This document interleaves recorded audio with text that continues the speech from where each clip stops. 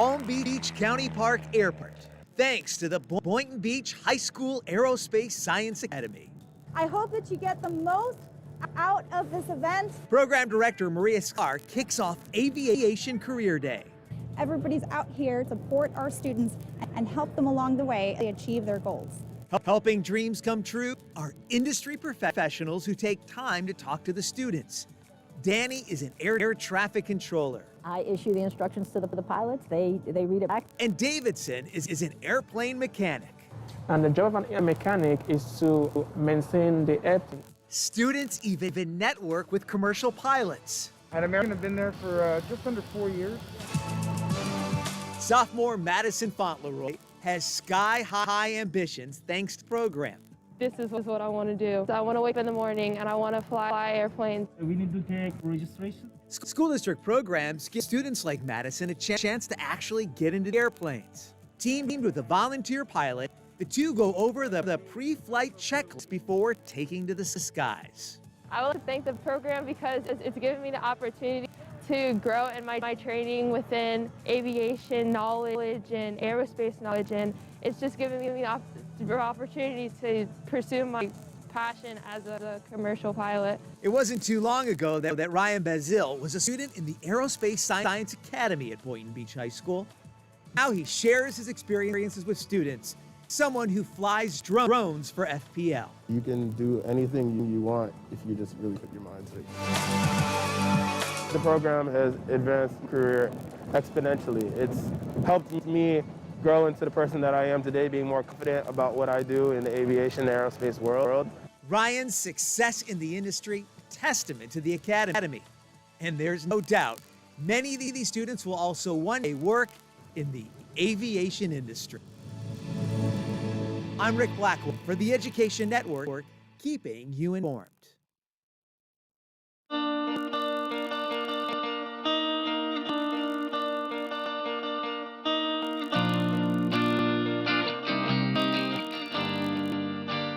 Hello, I am Paola Ardila Riley, a school behavioral professional at Jupiter Elementary, wife of 17 years and a mother to 2 teenage boys. I inspire, motivate, and help students and families find their best self and help bridge connections within our community. My professional goal is to help our youth find voices to believe in themselves and believe in their communities. It really does take a village, and strengthening our individual villages creates a change in our world.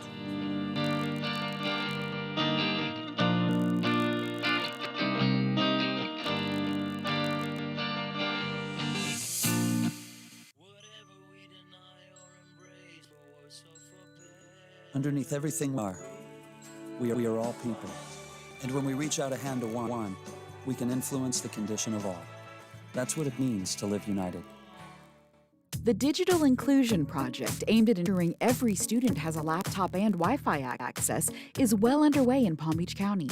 These power poles, donated by Florida Power and Light, are awaiting placement with those purchased by the county in some communities without high-speed internet access. FPL joins many generous public, private, and municipal organizations in the collaborative effort, spearheaded by Palm Beach County and the school district. Equipment is being installed on existing and new structures in underserved communities with the ultimate goal to grant all students, regardless of zip code, access to reliable internet in their homes. This effort, along with the district providing laptop use to every student, is part of the commitment to provide students essential learning tools and close the digital divide. I think your sweat has sweat. You're doing great. She is impassioned about what she does. To her, PE is something that's just as important as math and English and science and social studies. So she and the other PE teachers put their heart into putting lessons. We don't just throw out a couple of basketballs and tell the kids play basketball. No, they have structured activities, physical movement, academic part of PE. There's a lot of stuff going on. You're going to step forward and get your back knee to the ground. You know, for us, it's always an important subject. Your health is the biggest thing for everybody. So these kids who are sitting, some of them have literally been sitting since March. Right, you're gonna lunge down. We need to get them moving. And as you step up, this foot comes up. Physical education helps with social emotional learning Kids need that mental and physical break throughout the day. It's an outlet to reduce stress. It's an outlet to participate in activities and exercise. It's a benefit to everybody. More importantly, our students that are on the computer for a lot of hours per day. Keep those heart rates up. We're starting to figure out this spacing in the gym. Right now, the mandate, of course, is that the kids wear masks all the time, so we're going to keep them indoors. With this heat, it's the best option. So we've got to figure out how to keep them safe yet moving, but at the same time, you know, how we do that online as well. Whether you're distance learning or going to return back to school, it's the concept of engaging the whole family with movement and physical activity. This is a great opportunity where students can educate their families on components of health-related fitness, how to improve muscular strength, muscle endurance, and then putting that into practice together in the evening.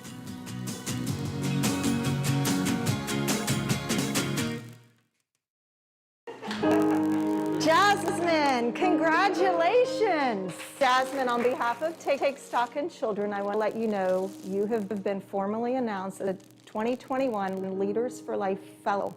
You were selected as one of 6 throughout the state of Florida. Because of your strong academics, your involvement here in your school and your community, you're going to have another $40,000 to pay for college-related expenses. We're so proud of your perseverance. We know that the last 6 months have been very, very challenging for you. Jasmine's father, Dave, passed away from COVID-19 in June. The pain that I've had to endure these past few months, when you lose your dad, it's just, you get a whole different perspective of life. This is like a really cool accomplishment, but gosh, I would give anything to be one of those kids who didn't have a scholarship, but had their entire family. Trying to make them proud, really, and that's what I think has shaped me. I think my friends, maybe my family, has noticed that maybe I've become more gentle, more loving, kind. I've had an opportunity to read your story, and definitely it's heartfelt. We're so proud of you. We know that you don't have your dad now, but just know that your dad is definitely smiling down on you and your family. If I had a chance to talk with my dad one last time, I'd probably just tell him that I loved him and that I was grateful for everything that he did, because all of his sacrifices are what got me here.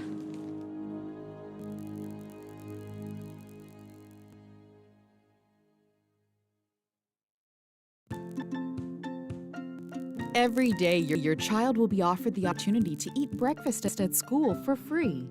We begin serving breakfast in the cafeteria usually 20 to 30 minutes before school starts. We offer a variety of whole grain cereals, pancakes, waffles, breakfast sandwiches, fruit, and milks. Make sure your child arrives on time to fuel their mind and power up their day with a nutritious breakfast. Lunch is also offered daily for $2.05 or 40 cents if you are receiving reduced-priced meal benefits. Menus are designed to meet age-appropriate nutritional needs. We offer a variety of fresh fruits and vegetables, whole grain bread products, low-fat and fat-free milk choices. Also, a vegetarian entree is offered daily. If you would like for your child to get lunch from school, you can access the menu by going to our website, palmbeachschools.org/SFS. Also on the website, you'll find information regarding meal accommodations for food allergies and/or other special dietary requirements. The computer system used provides each student with his or her own account, and they'll receive a PIN card, the unique barcode attached to their account, that can be scanned receiving their meals. You can make prepayments to this account by going online to palmbeachschools.org/SFS, or may pay by check or cash at the school. Prepayments can be made in any amount. We recommend that you pay by the week or the month to make it easier on your child. Money you send in will be placed in your child's account, and your child will be able to buy any meal or a la carte item. If you complete an application for lunch benefits and qualify, your child can have a complete lunch meal for free or for a reduced price. Even if your child prefers to bring him or her lunch, Qualifying for free or reduced meals may provide additional benefits, such as tutoring opportunities, free or low-cost field trip fees, free eyeglasses, and even discounted internet service. Free and reduced lunch applications can be found on our website, palmbeachschools.org/SFS, beginning mid-July. Paper applications will be available at the school by request after the school year has begun.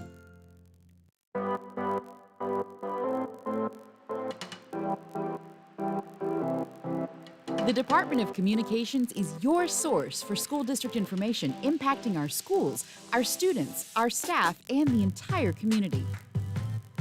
We are the Education Network and Communications, together under one roof. From TV to social media, from the district's websites to its mobile app. Live phone banks during times of need, we're here to inform and answer you.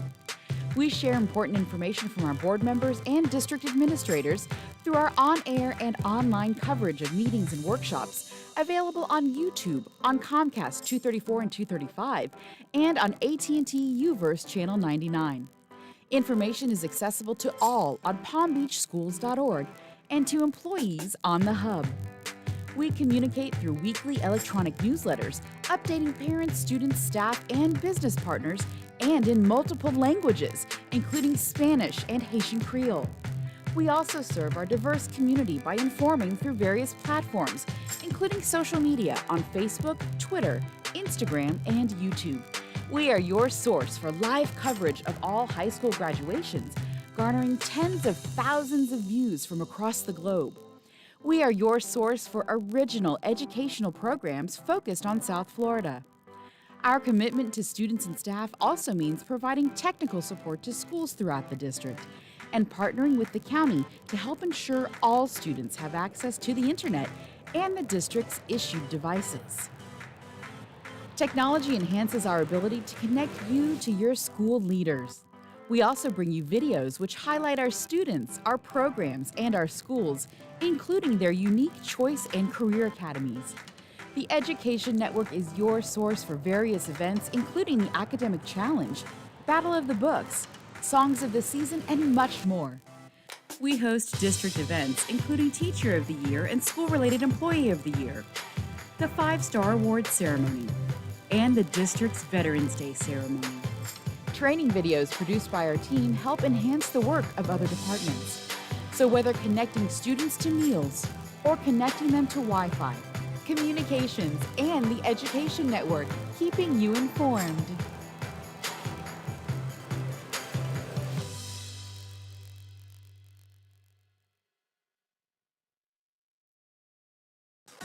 It runs from the thermostat through my terminal, which is Timothy, an HVAC Academy student at Royal Palm Beach Community High School, explains the electrical components of a basic air conditioning system, a project created at this school within a school, helping students see success after graduation.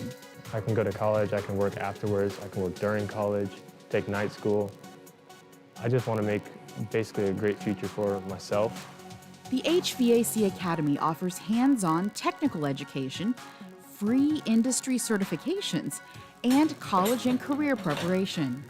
Students who attend the Academy spend part of the school day in regular class and part in the Academy. After 4 years, they leave here with ready-to-work certifications. These certifications could otherwise cost tens of thousands of dollars, but HVAC Academy students get the experience, education, and certifications for free.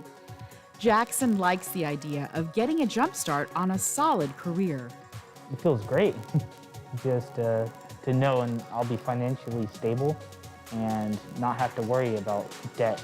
Community organizations support the Academy with equipment donations and internships in order to help cultivate new talent to meet the growing demand for skilled workers. A big portion of our trade is going to retire in the next few years. So a lot of these companies are losing anywhere from 30 to 60% of their employees because of just retiring.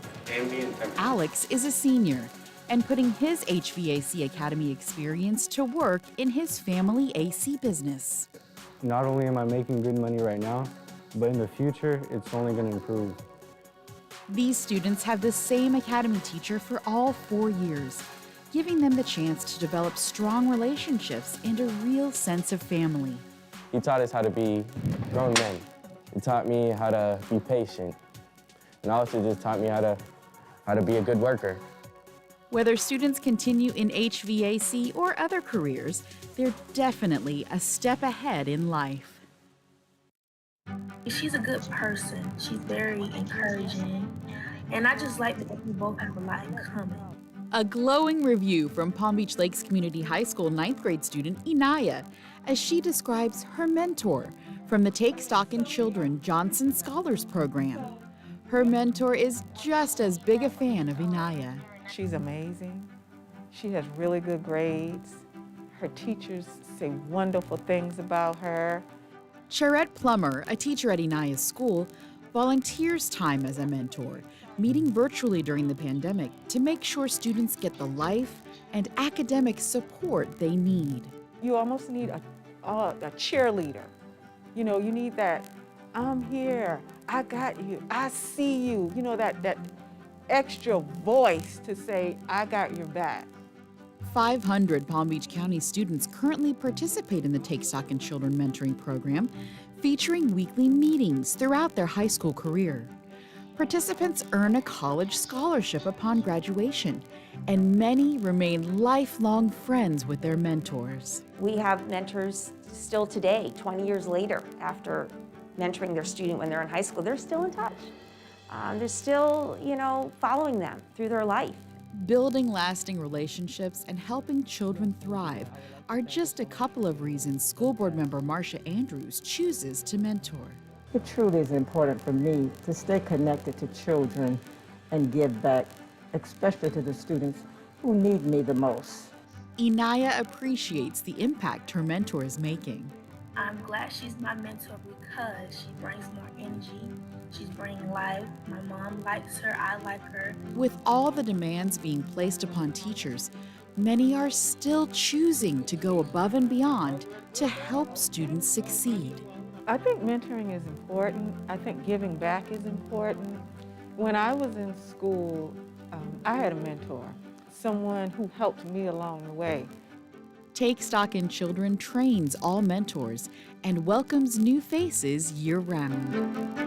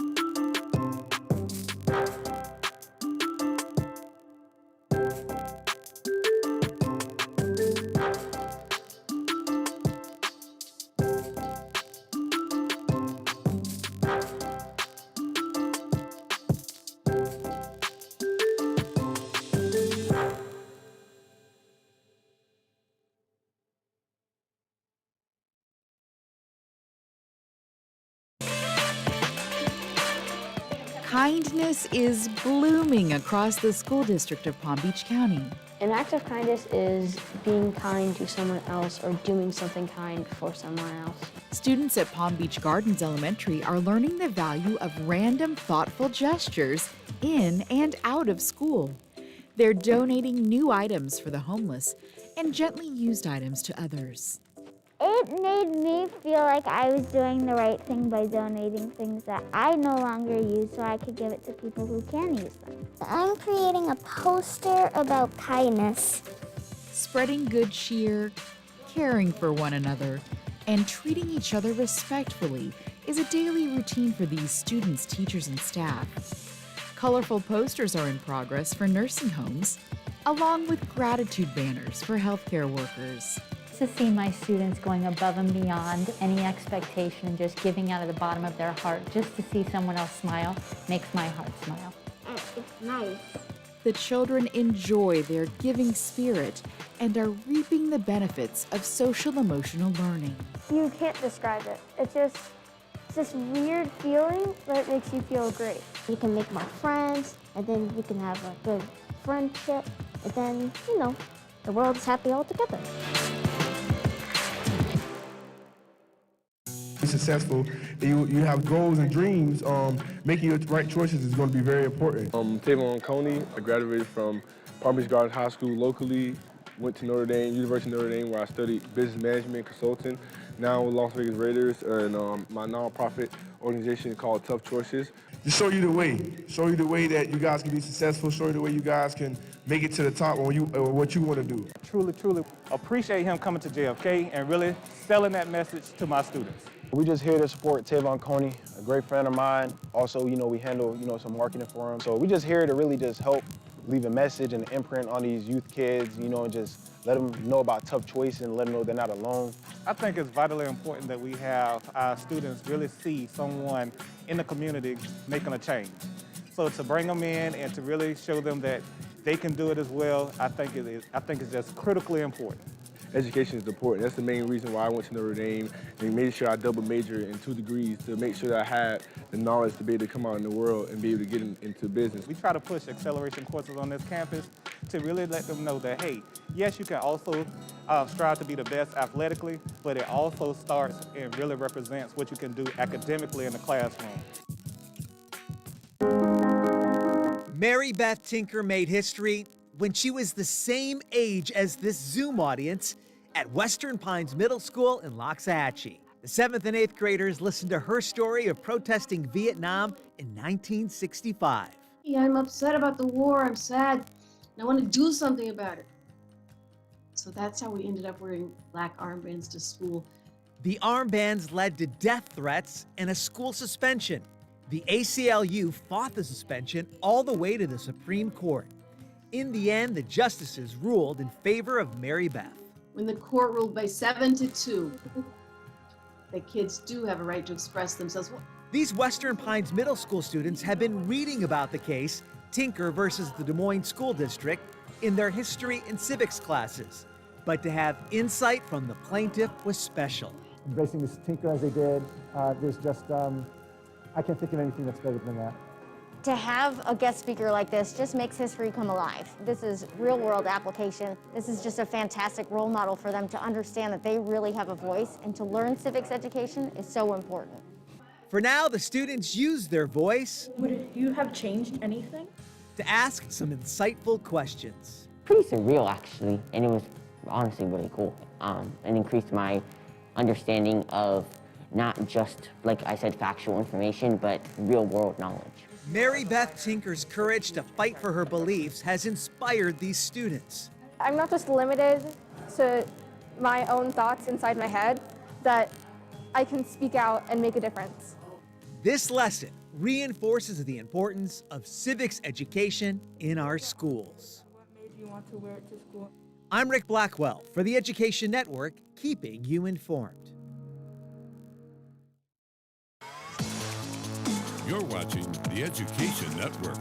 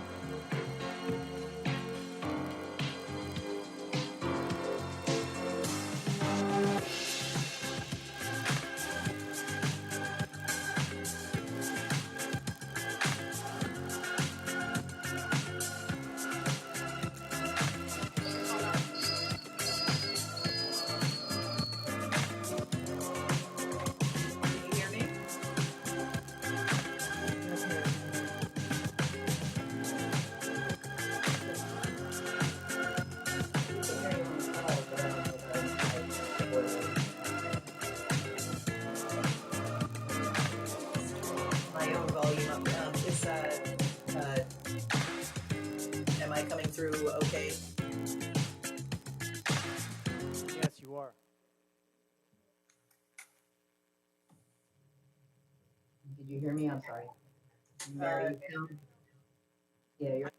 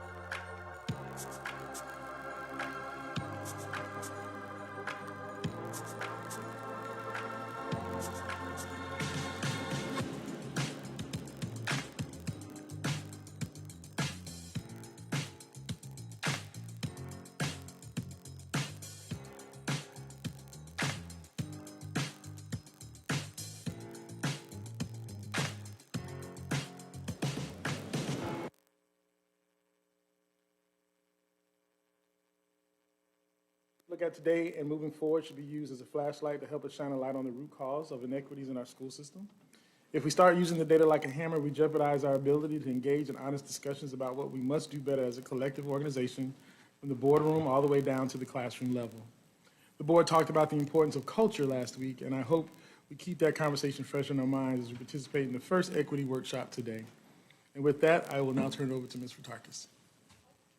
Mr. Superintendent, let me get the roll call. Okay. The clerk take the roll, please. District 1, Barbara McQuinn. Here. District 2, Alexandria Aliala. Here. District 3, Karen Brill. Here. District 4, Erica Whitfield. Here. District 5, Frank Barbieri. Here. District 6, Marcia Andrews. Here. District 7, Deborah Robinson. Quorum with all 7 board members. Viewers and listeners can access the meeting today by either watching on Comcast channels 234 and 235, UVerse channel 99, or by using the YouTube link on our webpage at palmbeachschools.org. We also offer a listening-only option, which the public can access by calling 561-357-5900 or toll-free at 1-866-930-7015. The meeting ID is 1-561-880-124. #. This meeting is being transcribed by a closed captioner, so remember to speak at a reasonable pace. And Mr. Superintendent, if you will allow us to stand, and we'll have the Pledge of Allegiance led by Mrs. McQuinn. Allegiance to the flag of the United States of America, to the republic for which it stands, one nation, under God, indivisible, with liberty and justice for all. Thank you, Mr. Superintendent.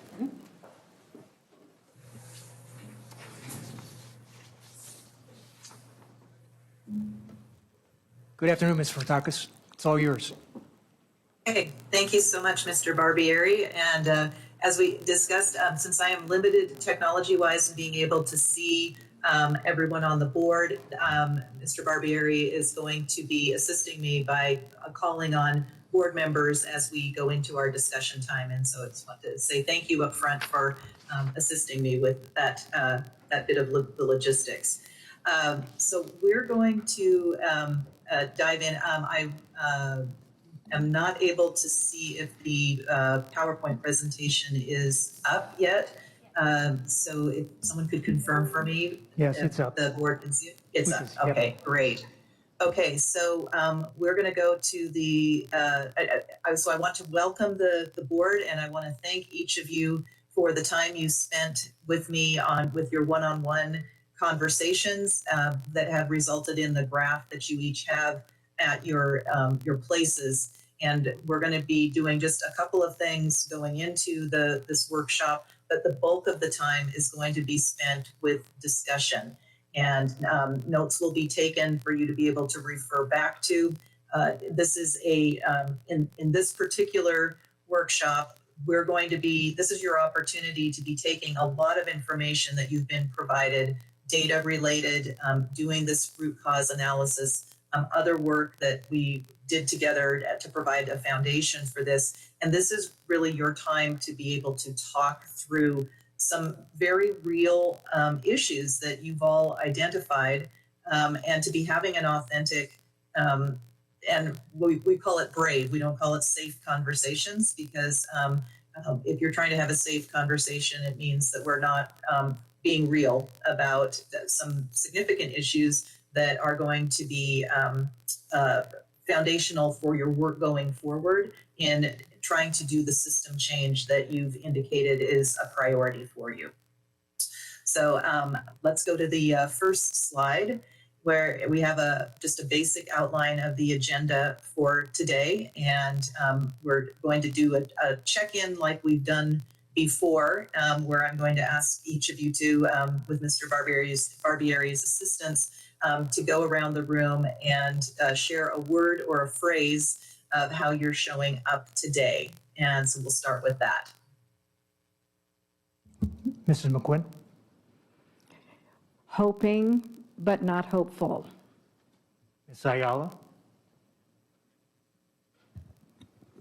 Ready to dig in and understand how we can start addressing the concerns we've all outlined. Ms. Brill.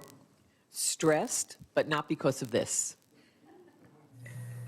I'm hoping we can finally get this done. As Dr. Robinson said, we've been working on this for 20-some years, so it's about time we finished it. Dr. Fenoy? Driven. I'm actually just in a really good mood, so I'm happy to be here. Ms. Whitfield? Ms. Andrews? Concerned and hopeful. Dr. Robinson?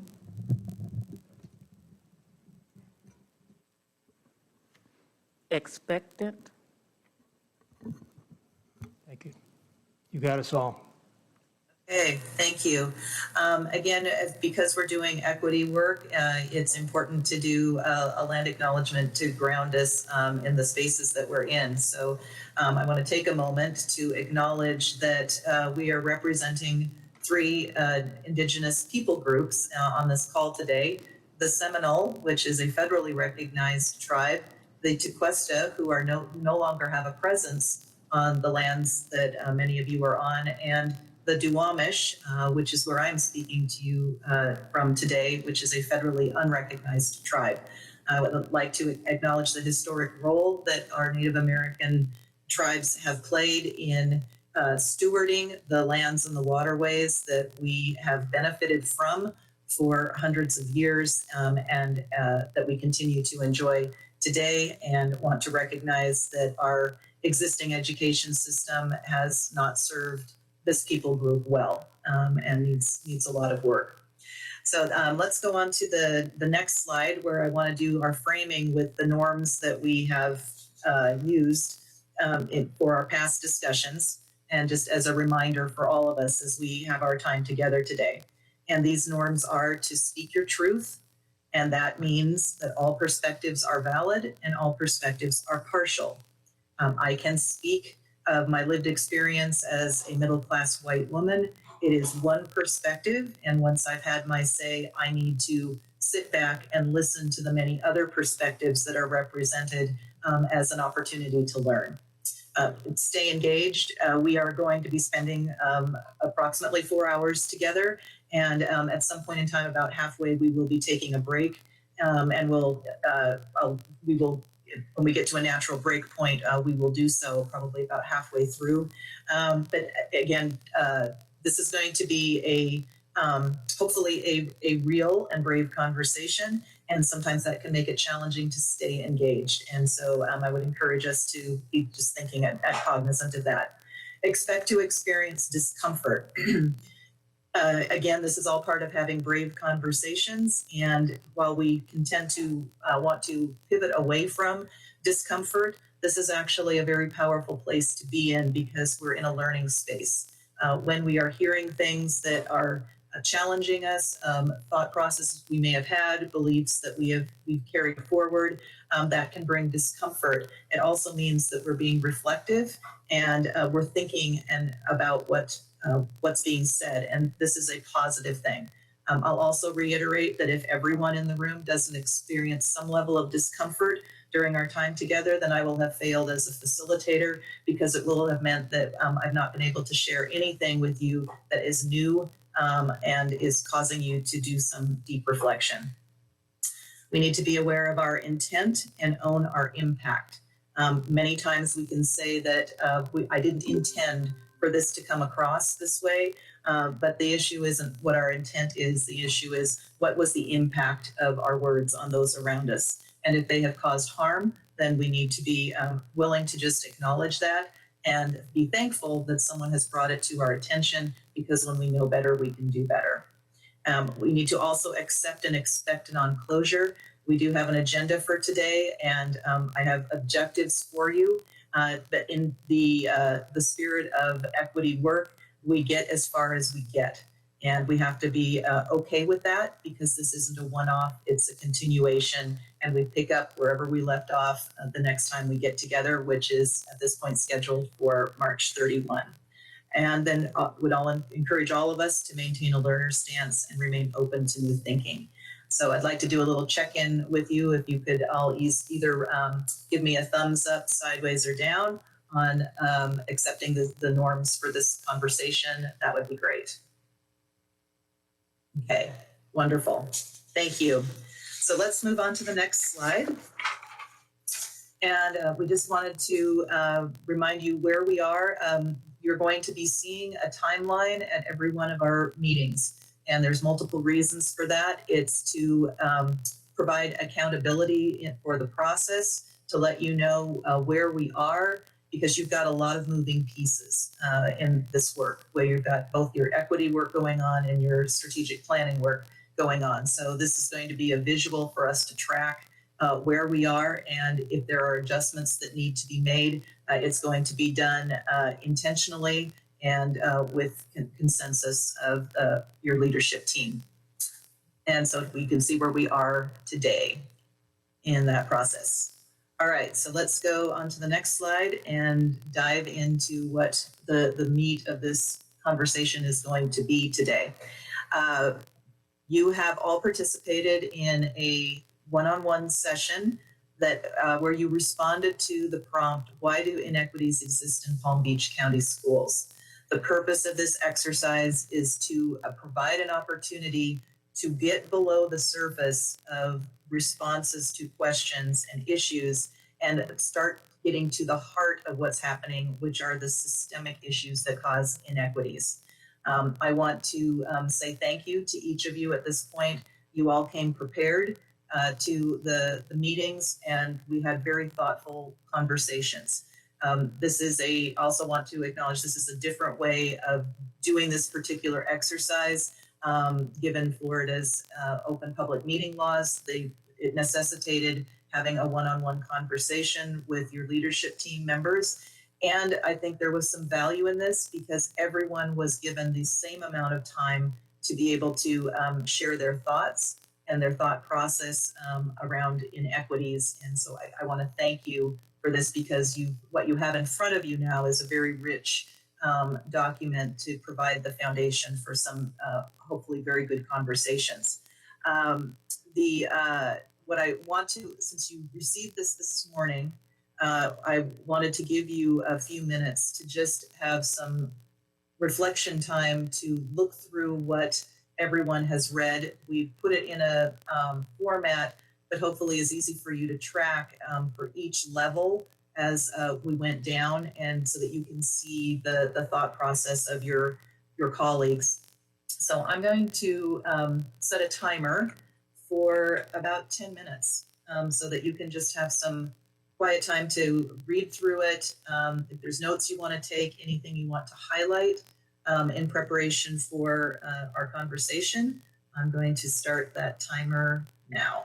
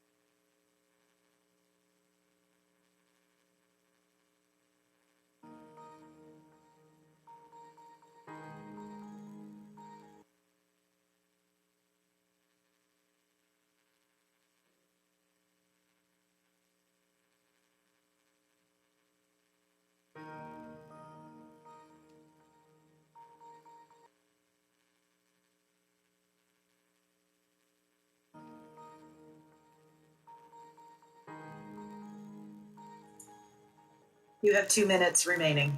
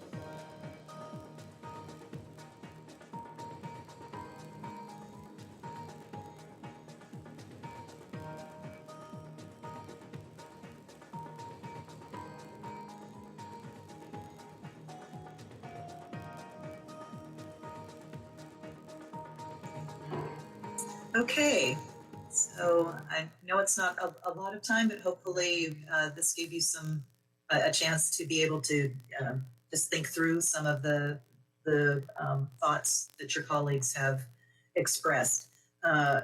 We're going to now dive into the conversation part, and because we're going to be working through and talking about both the information on the root cause analysis graph, as well as the data that you were presented at your March 3rd workshop, I just wanted to note that Mr. Mark Howard is also present today to be able to answer specific questions that you may have about the data pieces that you want to highlight.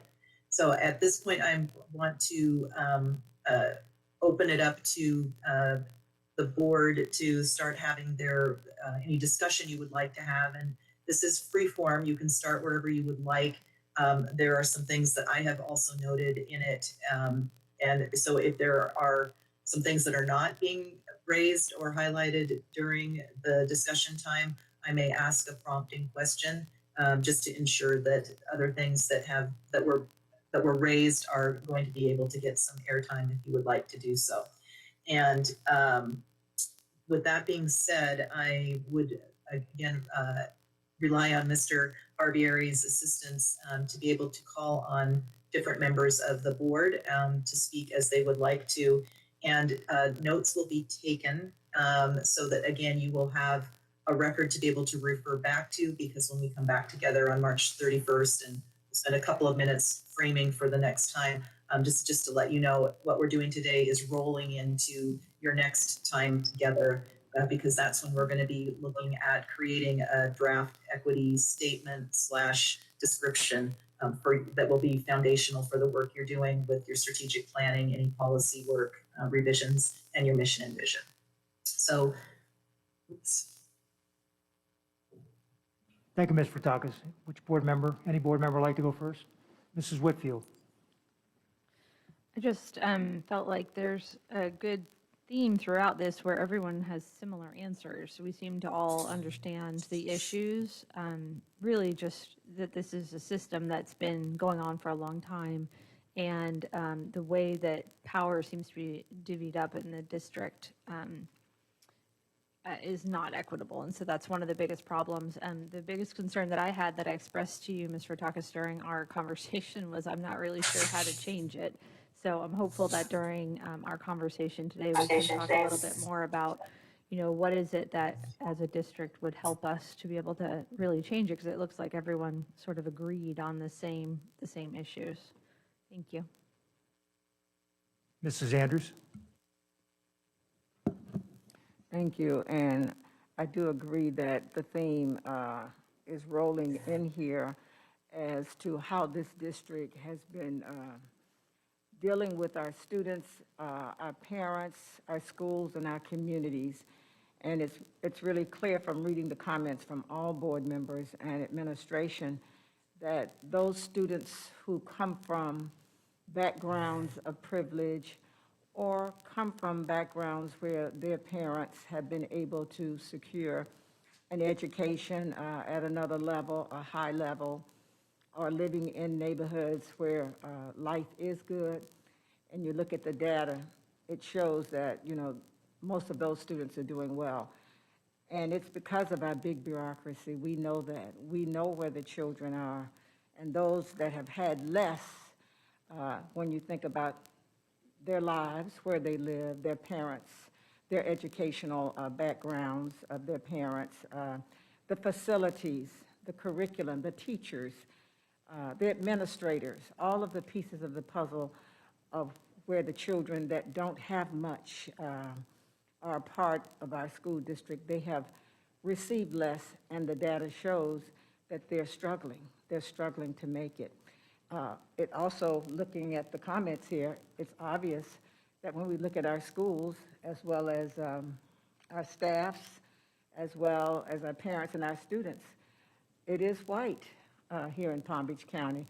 And it looks like it rules, because when you look at the children, based on what we're looking at here and hearing the comments from you all, the ones that are of color, those who have economic disadvantages here in Palm Beach County, they've been suffering for years, and they're still suffering.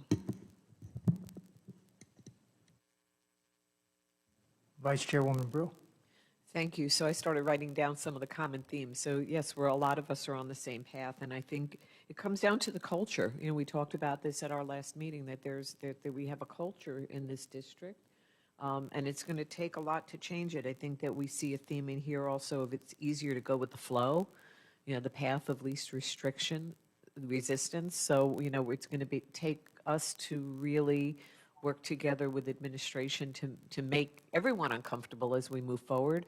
But I think that it's not only, for me, not only white versus people of color, but it's people with kids with disabilities, English language learners, whether they're, you know, whatever their background is.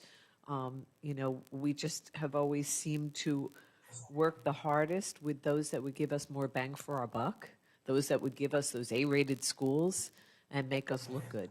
So, you know, this is exciting. As I read through everyone's comments, I started to get more excited about this, so thank you. Anyone else? Ms. Ayala? Thank you. So I went through and counted different words on the different entries just to see what words, kind of like a word bank of which ones had the most similar use. 7 out of 9 of these used the word power.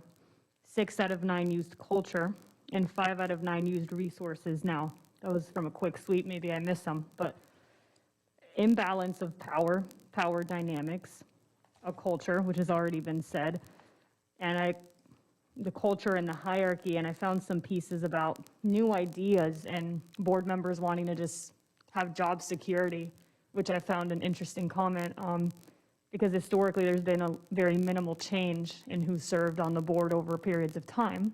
So maybe that's something that's contributing to the culture and the power dynamics. And then 5 out of 9 said resources, which is allocation and priorities. So that's really what the 3 words that if I had to pick out stuck out to me. And I think we're all these answers show a determination to get to the bottom of how to solve it, because we all know what the issues are. Now we just have to have the political will, which was also in here, to get it done.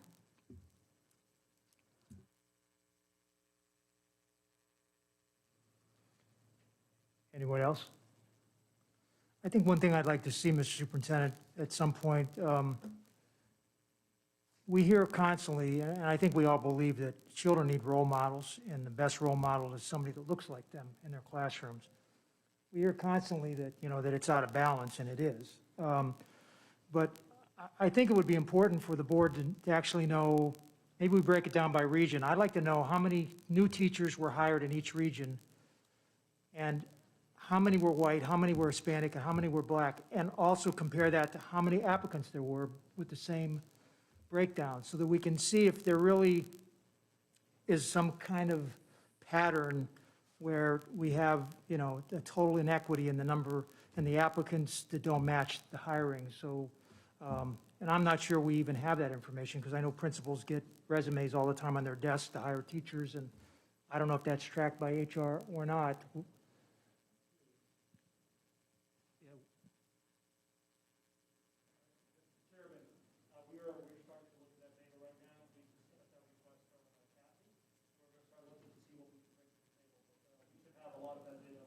Yeah, I think that would give us all, some definite evidence. A lot of this is trying to figure out how to fix it, but I mean, if we have, that's an area we can certainly start at, is trying to make sure that those inequities in the hiring practices are, are eliminated as quickly as we can, to start, putting Hispanic teachers in front of Hispanic kids, and, black children get black teachers. If, assuming we have them that are applying, we should certainly be trying to make that match as best we can. Mrs. Andrews? One thing I went back to pull was the New York University study, and I was here during that time. And it really talked about recruiting and placing of teachers. And I think just last week I mentioned that we know where the teachers are. We know what we're doing in placing the teachers, many of them with the advanced degrees and the experience. When the Office of Civil Rights was here within the Palm Beach County School District because of equity issues, and we were reported, and it was clear that if we didn't get ourselves in line, that we would lose our funding. So we did this big study back in 2016, and it told us the same things that we're talking about right now here on these sheets, about the recruiting, about professional development, how we're leaving many of the communities out, where we should have partnerships with the communities of color and many of the communities that we already know through the data, ESC communities, ELL communities, where the children are coming from, that we needed to put something together to make a difference for these children to excel. So we've been hearing this for a while, and this is one of the reasons I feel concerned and worried, because some of this information, I keep reading it and we keep talking about it. And so everybody needs to go back. We paid a lot of money to do that study with New York University, and it was really clear. It told us the same kinds of things we're talking about now as to what we must do. So I just think maybe for all of you, go pull it back down again and read it, and it's definitely what we are already talking about today. Can I interject something? Some of the things that we're going to be talking about, and this is a great example, which is hiring practices, and it's not just hiring practices, but it's also retention and looking at data related to your retention numbers. These are the kinds of things that would be considered action plans or action items under a future strategic plan.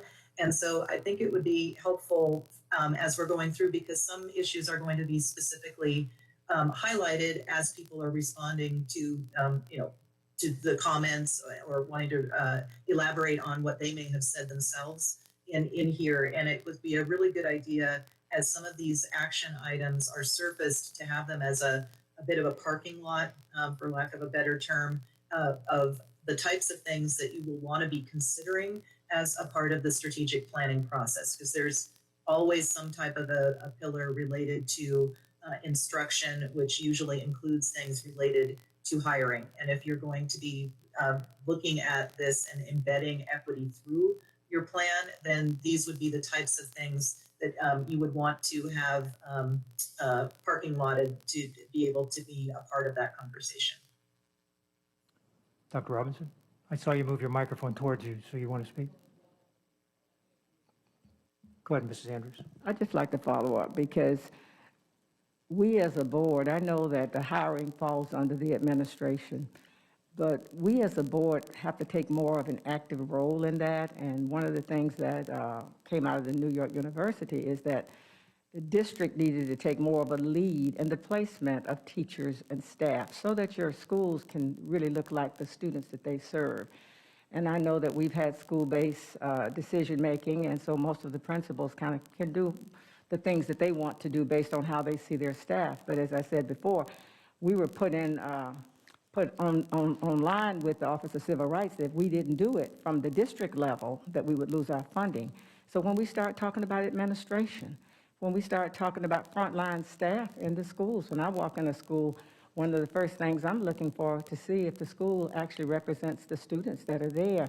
And if we don't look at that, because a lot of that work doesn't come to us as a board, it may come to us as a board by way of a number. The teachers are hired at the end of the year or during the year, especially at the beginning of the year. We don't really look at where the teachers are going. I think something has to be in the strategic plan where the board can kind of look at numbers to see what the students and teachers and staff looks like, as well as the administration, you know, and then to kind of know that before you do your real hiring, the biggest part of your hiring for the year, when you're making a change, so that when the superintendent brings a recommendation to us, before that recommendation comes, we can have a discussion about what does it look like in that school before the recommendation comes in. And that's where the Hispanic piece, 37% Hispanic students in Palm Beach County. And when we look at the leaders within our school district, as well as the students and the communities, we're way off. Dr. Robinson?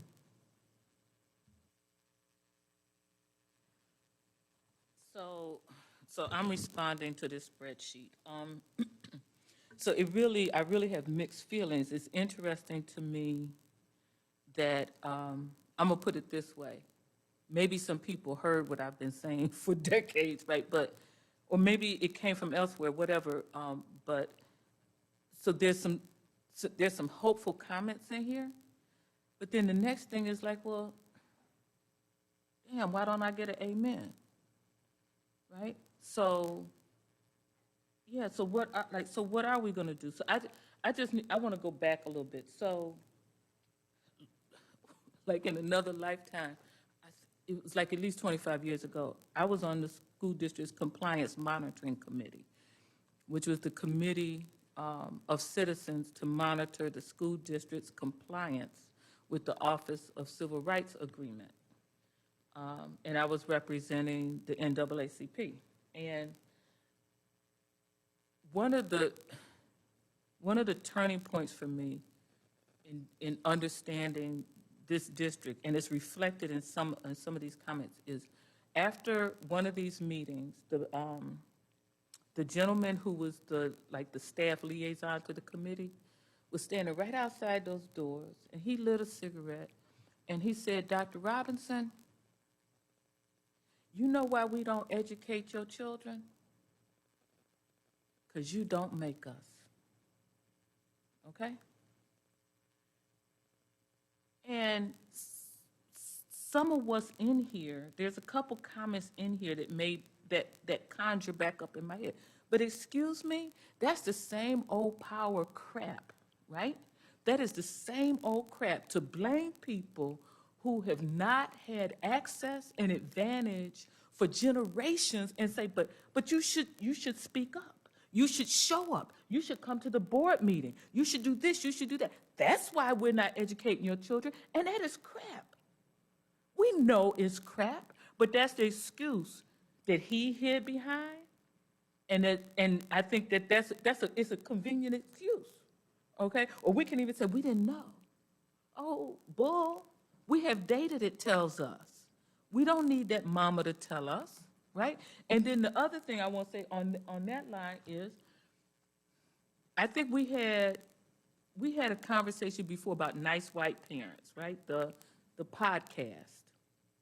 And Ms. Ayala, I think, brought it up. And I think that we suggested that you listen to it. There was one part in there where they told this story in New York City schools where Black parents boycotted. I don't really remember the exact issue, okay? But they boycotted. More than 50% of the students stayed home. Did they listen to them? No. Okay? No. Okay? And so we need to admit that we don't listen to some people.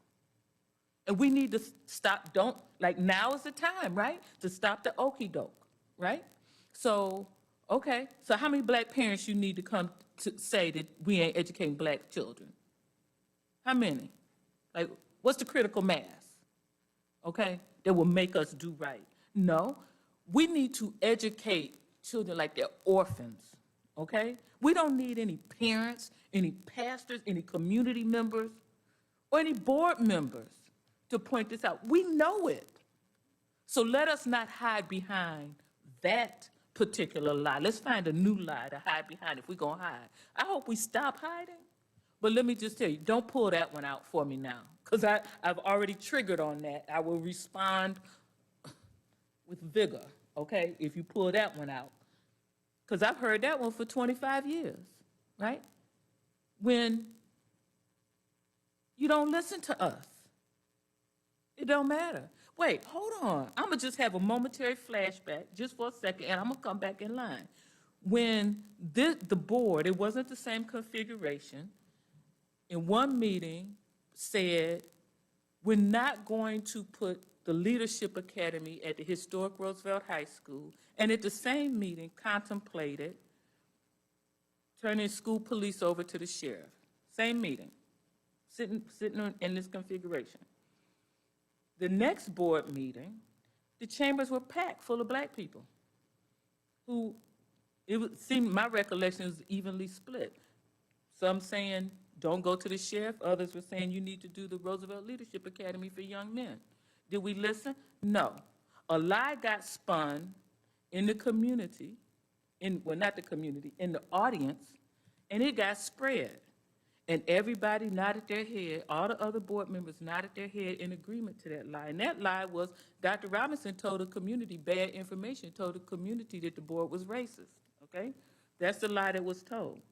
Because we had to come up with a lie so we as a board would not listen to the room full of black people who came to express their opinion. So how many black people is it that you need to show up to say to educate black children? The answer ought to be 0, okay? We should not need 1. We know we're not educating black children. And as I have pointed out, we ain't even educating white middle-class white females to the level that I would expect, right? So I'm just saying, like, let's come clean, y'all. Just let me know. Let me know if we coming clean. Thank you. Mrs. Whitfield. Thank you. I just wanted to make a quick comment, 2 quick comments about the getting teachers that look like the kids. I find one small problem with that, which is I really want my kid who's white to get teachers who are black and Hispanic as well. I think it's really important that kids see leadership in all varieties of children. And so I think what we need to say overall is just is how we can recruit a better diversity of people into our teaching and administrative ranks, because I don't think we need to be just looking to make sure that black children have black teachers, because I know my kid needs black teachers. She needs to see a person in power that they have to respect, and I think that's really important across the board. The other thing I wanted to say about it is one of the things I was looking through this list was when a principal gets stuck with a complaining parent, which happens all the time in this district every single day, and the principal says no to them, then that parent generally doesn't just take that no. They will go to the area office, or they will go to a board member, or they will go to a senior staff member, and eventually they get to a point where it gets to us. And if it gets to us, we usually say, just give it to them so we can move on. And so we're not, as a board, backing up principals who are trying to, or staff members who are trying to keep equity at the forefront, because we acquiesce too quickly is what I'm trying to say. So I think a lot of the power dynamics here are if people are trying to do the right thing, if a staff member is trying to do the right thing, we have to stand up with them to make sure that they are doing what we ask them to do, and that we're going to say, you know, we're going to back you up and continue that going forward. Because I think the equity issues that we have, a lot of it comes down to we don't want to fight because it becomes we have a bunch of people at our board meetings, and then we don't like that and we're very uncomfortable with it. Those are just two things. Thanks. Vice Chairwoman Brill, to Mrs. Andrews. Thank you. So I have to tell you that when I moved down here, it was about 31 years ago. My biggest concern, I remember saying it to my ex-husband, coming from New York, is that my children are never going to know people that live different, that look different than them. When I moved here, if you were black, you lived on the east side of I-95. If you were white, you lived on the west side. I was also told, don't put a mezuzah on your front door because the KKK is out in Wellington. So now, fast forward to now, to today, and you see the change in populations. You have a lot of Brazilians down in West Boca. You have a very diverse community. And I think a lot of the problem, I really don't believe it's intentional. I believe that the population has shifted over the years, and it's time that we start really serving everybody, black, white, brown, yellow. I mean, there are different populations. I hear from the Haitian parents that we're not serving their students. So I think that, you know, we're here to do the right thing, to make sure that everybody gets an equitable education. So I applaud us, but I do not believe this has been intentional. I do believe that it is an opportunity now for us to work together, and it's going to take more than just the board. We have to work with the entire district on this and bring the entire community. But I'm very optimistic. I mean, these are hard conversations, but I'm thrilled that this is not the Florida that I moved to 31 years ago. Mrs. McQuinn, I'm sorry. You were on the list and I skipped over you twice, so it's all yours, as long as you'd like to speak. Wow, thank you. At some other time, I want to come back to the issue of what Ms. Ayala said about determination, and as a board, having the conscious determination to not be swayed for political expediency. Because sometimes I felt very alone. But what I'd like to do now is respond to Dr. Robinson's comment about we need to teach students like they're orphans. We have said for so many years, why does this student outperform another student? Well, because their parents are more involved. We can't get the parents to come. I agree, we should need zero black parents to come before us to tell us to educate our black students. And I know we're talking about educating all students, but for me, for a while, we need to focus. We cannot be all things to all people. Right now, we're talking about black student equity. I thought that's where we were a couple of months ago. So I'm sticking to that for a bit. We know we need community involvement. We know we need all these things, but we need to act like we don't have any of that. We have students. What are we going to do about the resources we have, including our human resources, to educate our kids? So I wouldn't have said it quite that delicately, as Dr. Robinson says, but I do agree 100% with her. Mrs. Andrews. Thank you. And the reason I take you back for the history, because I was here. And I just want to say, you know, when the government put the thumb on Palm Beach County, not just for the human resources piece and getting the teachers to be equitable, to look like the students that they were actually teaching and the administrators, it was also for facilities. And we moved as a district and we got it done. And this is when we made all those improvements in a lot of the schools during this time. So we as a board will have to step up to the plate. I mean, we're a $3+ billion agency here. We get monies from the federal government. We have to kind of look at our budget a lot more to decide how that money is going to be spent. We do want to have partnerships within our community. I know that most people work the regular school day, but you've got to get to know the community where your children are. You got to know who the children are. It's easy to listen to the data from Mark Howard. We know what that is. But we have to look at the individual child. We've got to dig deep down to the children when we start saying we want to make sure that we give them exactly what they need. And I think we look at the data and we move on and say we're doing this, but I think it's stitching. And so we've got to begin to build true partnerships with parents and let them have the power for their children to do what's needed. And yeah, they may not have to come to the school board, but because we as school board leaders, as administration, we need to be going to them and making sure that we put opportunities out there for them to use their power. The people that use their power here in Palm Beach County know how to use their power, and they have used their power to get the things necessary for the children within their scope. But when we get power for every parent, for every child, then all of this data that we're looking at right now that's so depressing because we haven't done the things we need to do for all children, it's going to be good for everybody. So we've just got to do that. And I worry because when we're saying that I want quality teachers everywhere. That's something I spent half of my life doing that, going all across the country getting the best teachers. I want to go to school and not see most of the Hispanic people in a school that's working as a custodian. This is what HEC talks about to me as a board member. Why don't we have the teachers? This is why we're continually battling for international teachers if we can't find them here. The lifespan of a teacher is from 3 to 5 years because of things like pay and staff development and the whole works. But we've got to do what we have to do. We have to grow our own. We need to get out into the community. We have people that work in a lot of different fields. We may be able to recruit them to come into teaching if we do the necessary extra work to do that. We have people right here that we can grow and develop, and we have to grow our own. So, I mean, there's so many things we can do, but we can be status quo and just take whatever we have. And when we do status quo, yes, many of those teachers are going to go where it's most convenient for them, maybe in their neighborhood, close by, or whatever.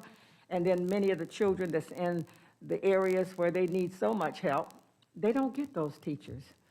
And so they end up with a substitute or an aide or some assistants, and it goes on and on and on and on. So, I mean, we got to really look at the data on all of that. Who do we have in front of our children, the curriculum, as well as the facilities? All of those pieces have to be, we've got to go back and look at it, especially when we start looking at the data and where we're losing children.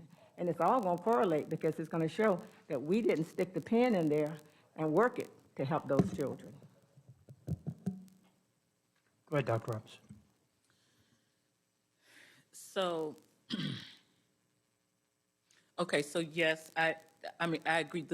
The studies actually show that all students of every race benefit from having Black teachers. So but I agree with the spirit of the comments. But I think, but what we're talking about, I think, is system change. And so I don't really want to talk about like more projects. What I want to talk about, what are we doing now that's causing these disparate outcomes, right? So what are we doing that's discouraging Black teachers from coming here or staying here, right? I think that's the first thing we have to look at, because if we're doing something that's creating the problem, first we need to remove that before we start piling other projects on top of it. And I'm glad that, you know, the word culture came up, because it's really clear to me that that's what the problem is, right? And culture is tied to language, right? And so let me give you a definition for me. When I say Black, I'm talking about the African diaspora, right? So if I'm talking about the multi-generational Africans in America, that's what I'm gonna say, right? But when I say Black, I'm talking about the entire diaspora, whatever language people might speak. But let's be real clear. There are laws and there's specific funding for ESE students and ELL students, right? But my language is not respected, right? My language, which the linguists will call African American English, is not respected as a language. Therefore, you do not respect my culture. This is part of the problem that we have. It manifests in our ELA scores, but even before that, it manifests with students disengaging, because, and I remember very clearly, now, my father's a lawyer, my mother was a teacher, right? Yeah, the proper English, whatever the hell that is, was spoken in our home, right? And it was a survival tool, right? Because we all do understand, like Ruby Payne said, that, you know, vocabulary is the hidden weapon of the middle class. So we understand that Black people especially will need to master this second language called Standard English if they want to be successful, right? But we don't approach it that way. And so I was told to speak proper, right? I was speaking the language of my friends, not the language of my home, actually, but the language of my friends. And I was told to speak proper. It was nothing improper. It was nothing improper about my language. There was a judgment added to that statement that said my language was improper. So I was not valid. I was not valued. And so I disengaged, right? And that's what we do to Black children every day, right? I'm afraid we still do it to English language learners. But we have programs and training and money that says don't do that, right? We don't have the same for our multi-generational African in America students, right? And I'm just telling you that we must address language as part of trying to address culture. So, thank you. Mrs. Andrews. And I think it's not just for the teachers and the principals and everybody at a school center. It's going to be the whole body of educators within the school district of Palm Beach County and the community. Many times with a community as large and a county as large as Palm Beach County, we have not walked into areas where these children that we're talking about, the ones who are being left behind, we don't know where they live, where they come from. We haven't spent the time to get to know their parents. Many of their parents aren't empowered. Many times it's the language difficulty. Many times, just like you're saying, Dr. Robbins, there are a lot of reasons, and it's easy for us to sit here around this table and say what we're going to do. I think as a board and as an administration, we've got to get to know our communities better. I know we've said we've had family engagement programs and this and that. I'm not talking about that. I'm talking about really having some serious conversations with parents and communities. They will tell you the truth about what's happening and what's not happening as it relates to their children, their community. And we've got to do something about it, or we're going to still be here in the same place. Yes, you heard the word resources all through here. It is about the resources. When I'm working with schools in the Glades region where they're begging to keep a unit because of their size, when we know that they need as much help as anybody, when you start looking at pockets of poverty within Palm Beach County.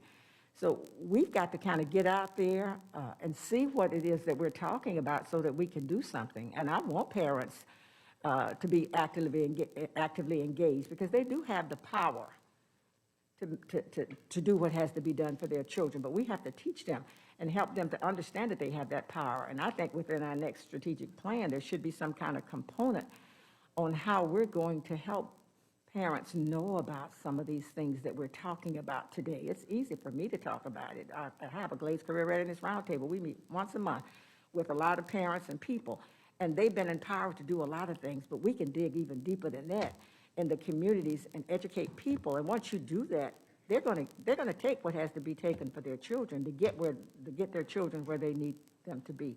And so we've got to figure out a way how we're going to be able to empower the parents and the community. When Brother Carl comes here every week, every month, or whenever he's here, just off and on, talking about the African-American black boys, he's begging to have some power to do something. So we've got to figure, it's more than him. A lot of people want to do it, to help their children. So we've got to build that. And I think that's something that needs to be in the strategic plan. Not another family engagement piece where you have a meeting here or there and you're gone.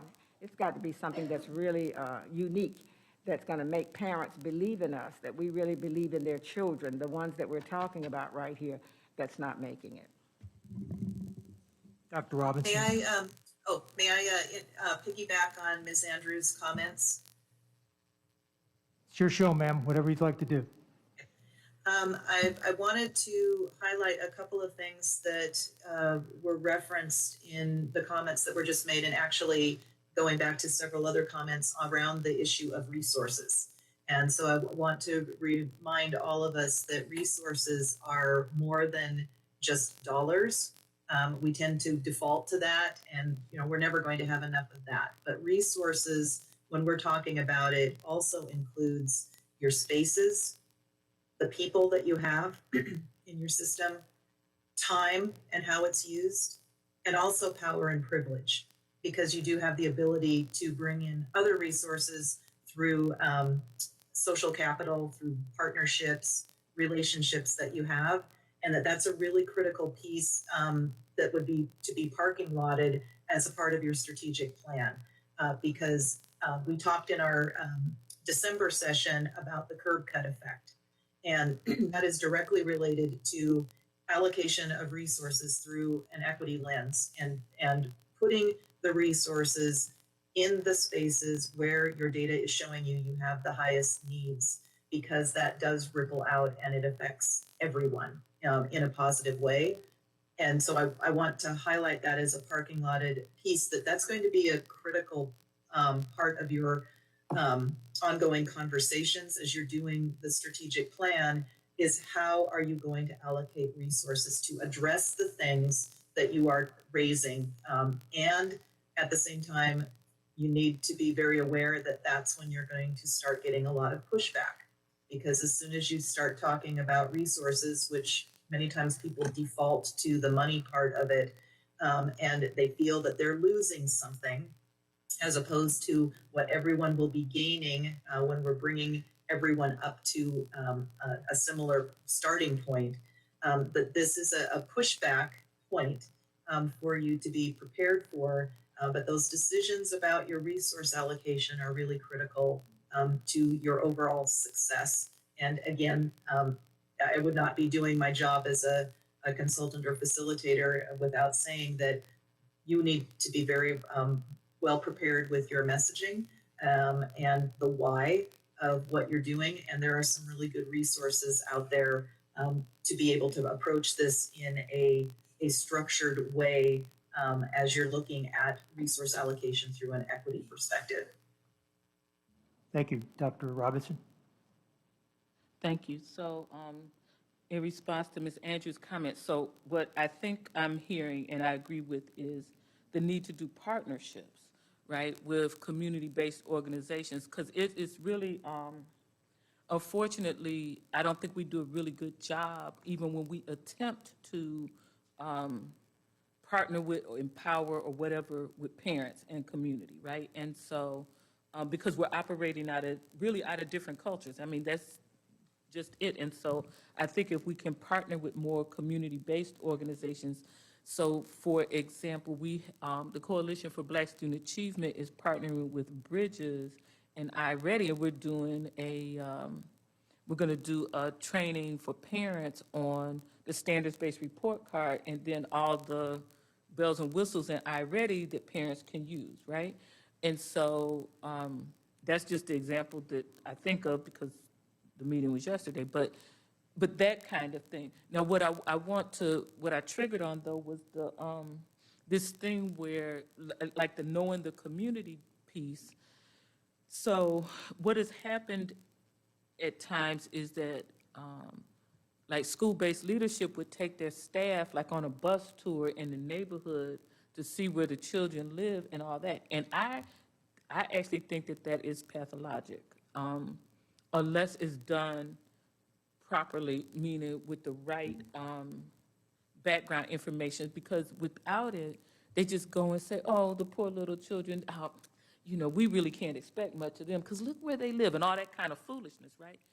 I think, and Dr. Fenoy mentioned in his opening comments the educational debt, and I've asked people to read that article because what I need people to understand is there's nothing wrong with the children, right?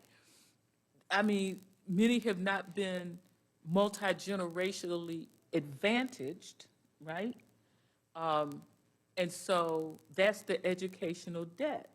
And so at the same time, if we were going to do this imaginary bus tour, before they went on the bus tour, like I would want them to know, for example, if they were going to go in the Tamara Rosemary neighborhood, I would want them to study the history of that neighborhood and know that it was a thriving Black middle-class neighborhood and what happened to it and what were the decisions that were made by city and state and county government that basically caused it to deteriorate. Because there were things that actively happened. Now, whether or not somebody was conscious that they were making moves to destroy this community, I can't say, right?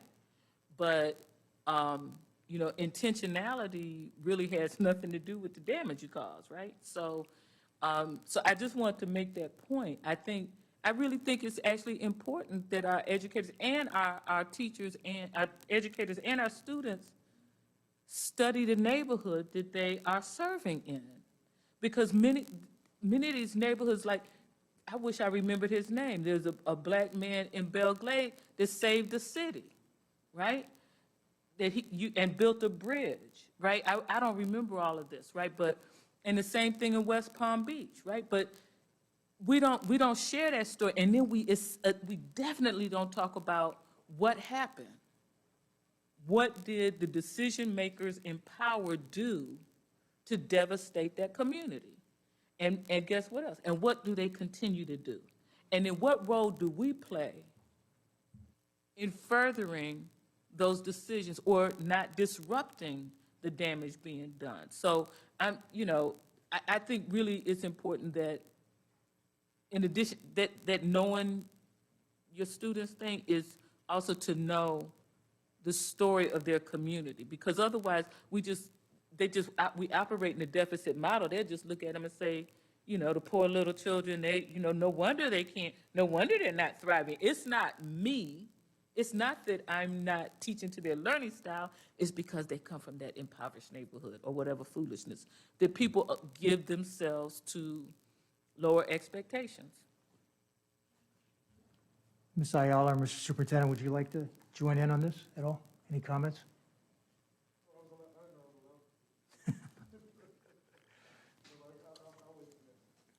Ms. Ayala? Mrs. Andrews?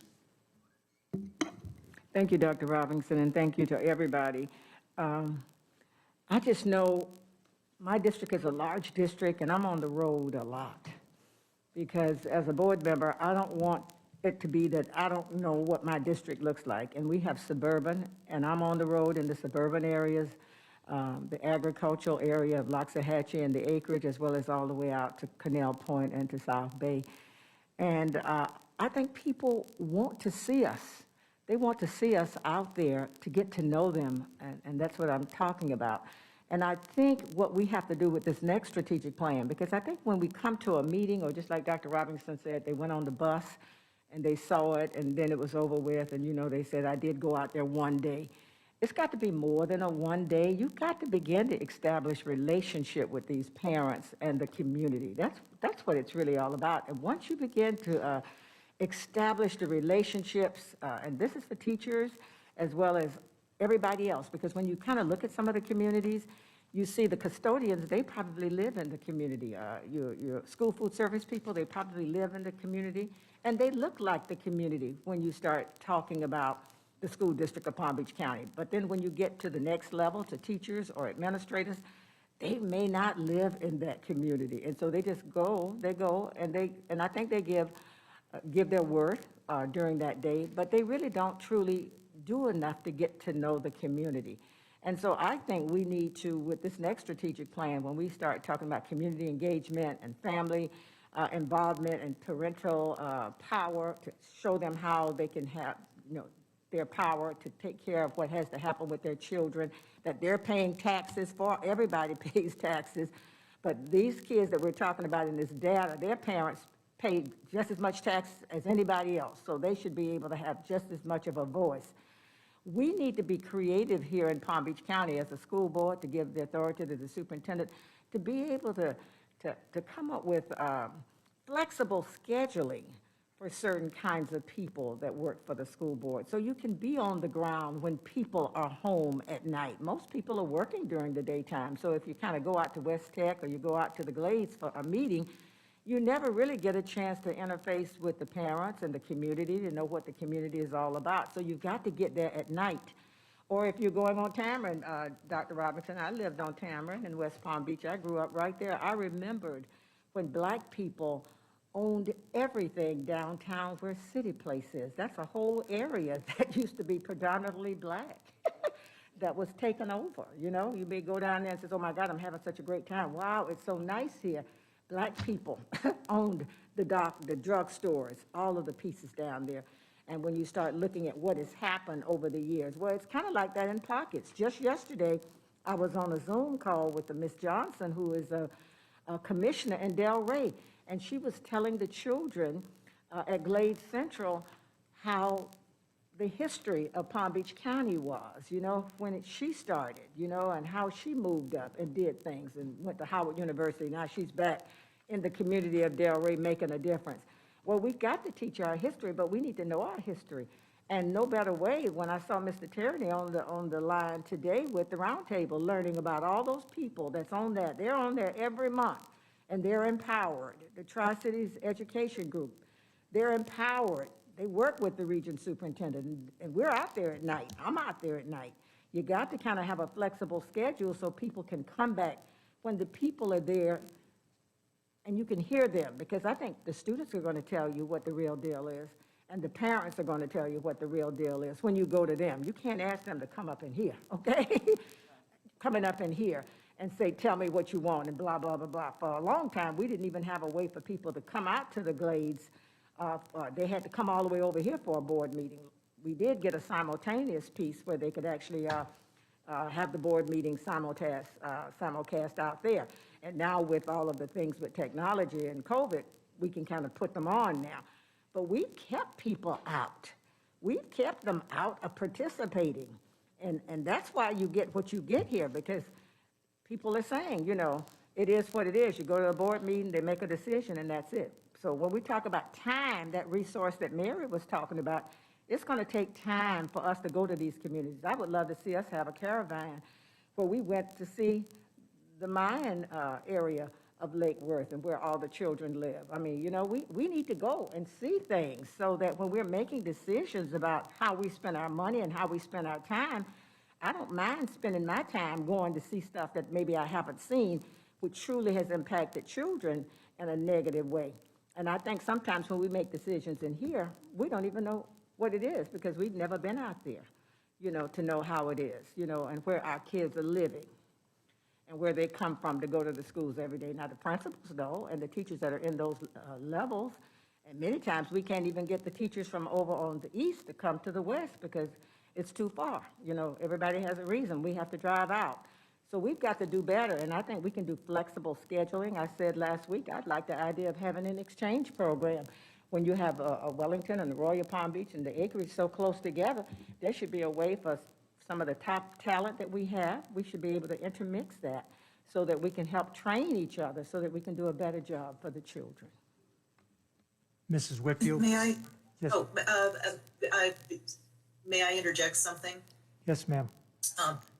I want to highlight what both Dr. Robinson and Ms. Andrews have said related to knowing the history. This is a really critical piece of this work that does not get the attention that it should. It is not part of what, at this point, I will be doing with you, but I really would encourage you to find a resource that can provide this for you. I've actually done a deep dive into the history of 8 different states from a racial equity lens, and it changes the conversation also, because what it makes clear as we're talking about system issues is that the policies, practices, laws that we have in place have all been done intentionally, and we have a very long history of marginalizing specific groups of people. And what we are now working with today is a direct result of that. So that this is part of the reason why we do root cause analysis, is that when our first response to a question is pretty surfacey, you know, and when you have just one level of response, the conversation you have around that and the resource response to it will be only responding to this latest manifestation of institutional and structural racism. When you're going down and doing the root cause analysis and going deeper, that becomes a very different conversation, because now you're talking about the system issues, and the resource allocation that's tied to a system issue is different. So it's this is that digging down piece. I have not done this particular type of deep dive into Florida's history, but it is shifting the conversation where communities are being honest about their own history. And we have to acknowledge that that's a problem in and of itself. We have very much whitewashed what has happened in this country, both related to the enslavement of people as well as the genocide that has been committed against our native populations. So that becomes, you know, so a lot of organizations are starting to look at that historical piece, because our history isn't actually in the past.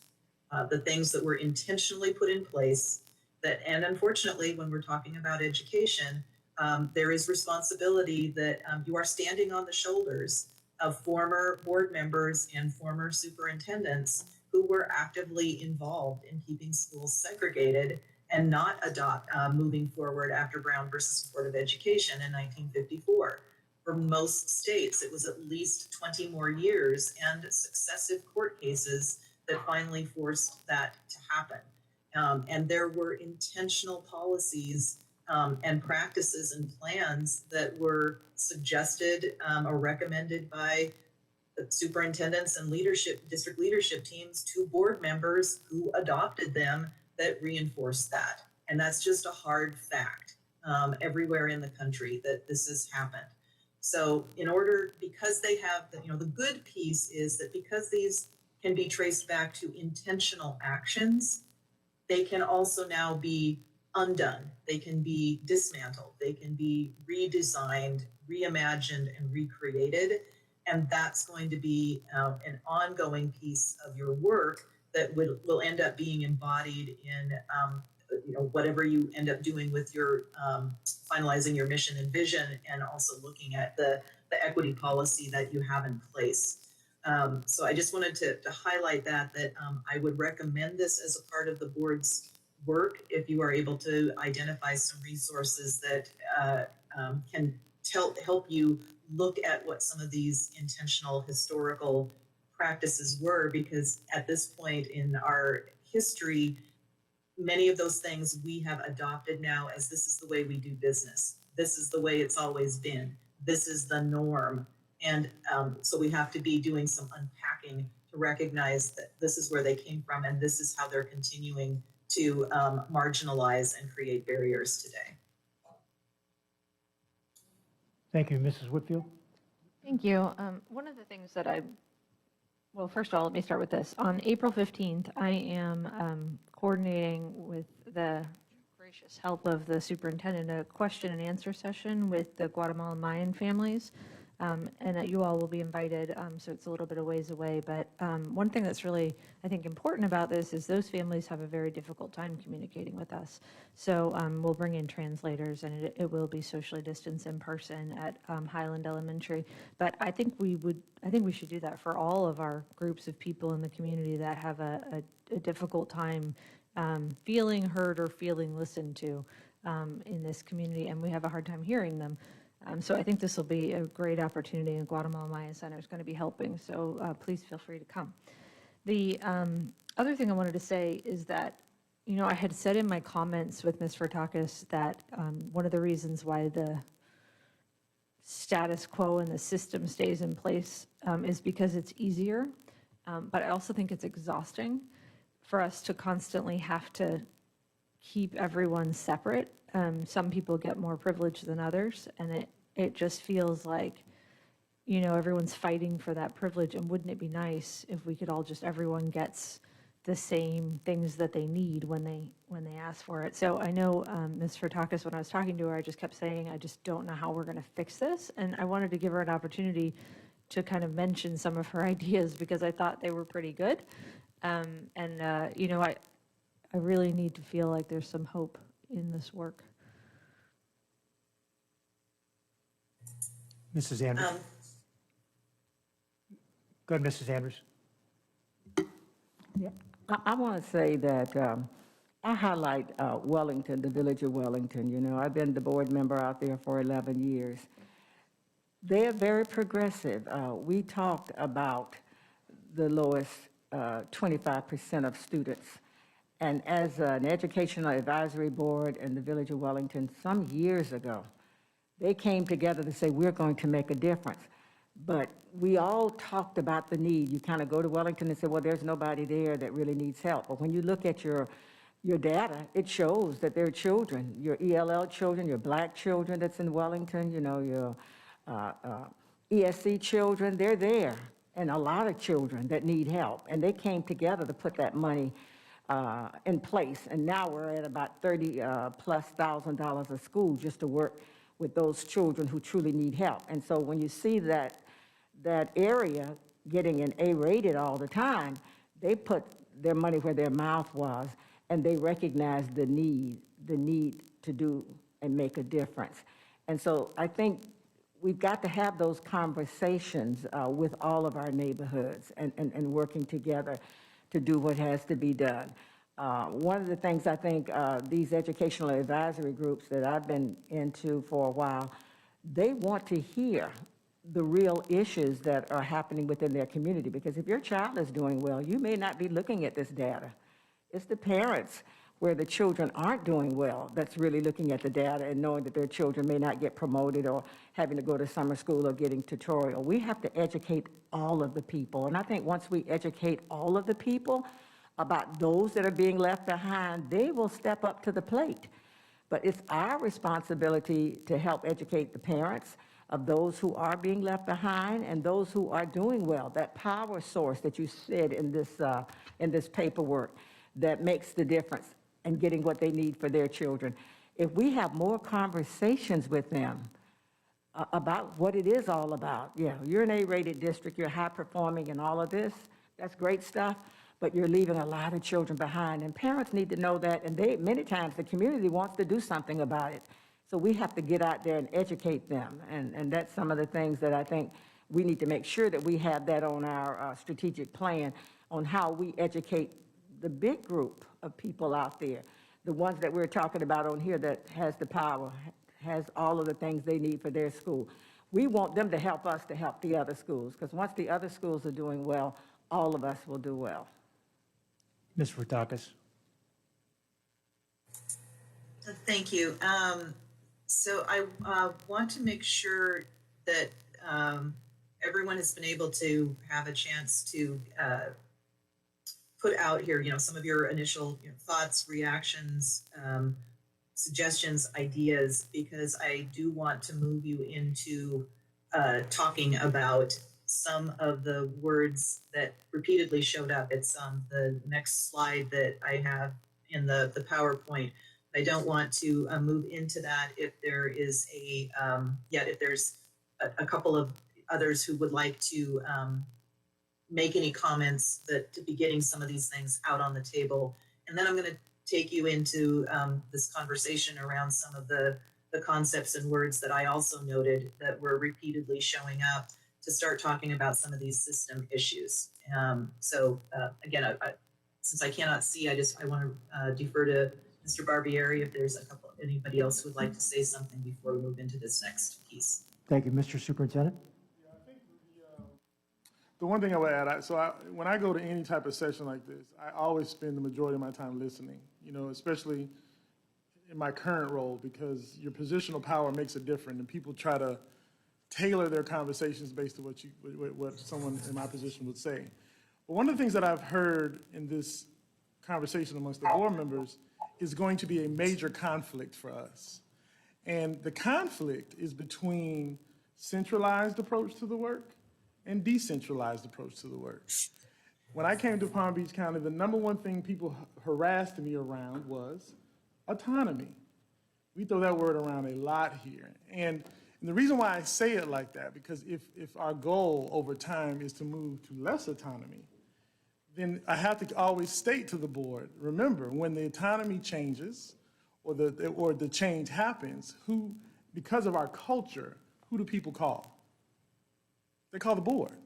And then the staff reacts to whatever conversations are had after that. So it's just something I wanted to put on the table because I don't disagree with you, but the question becomes, what is our ability to move from an autonomous organization, which has been, it's not just autonomous, it is the bedrock of our culture.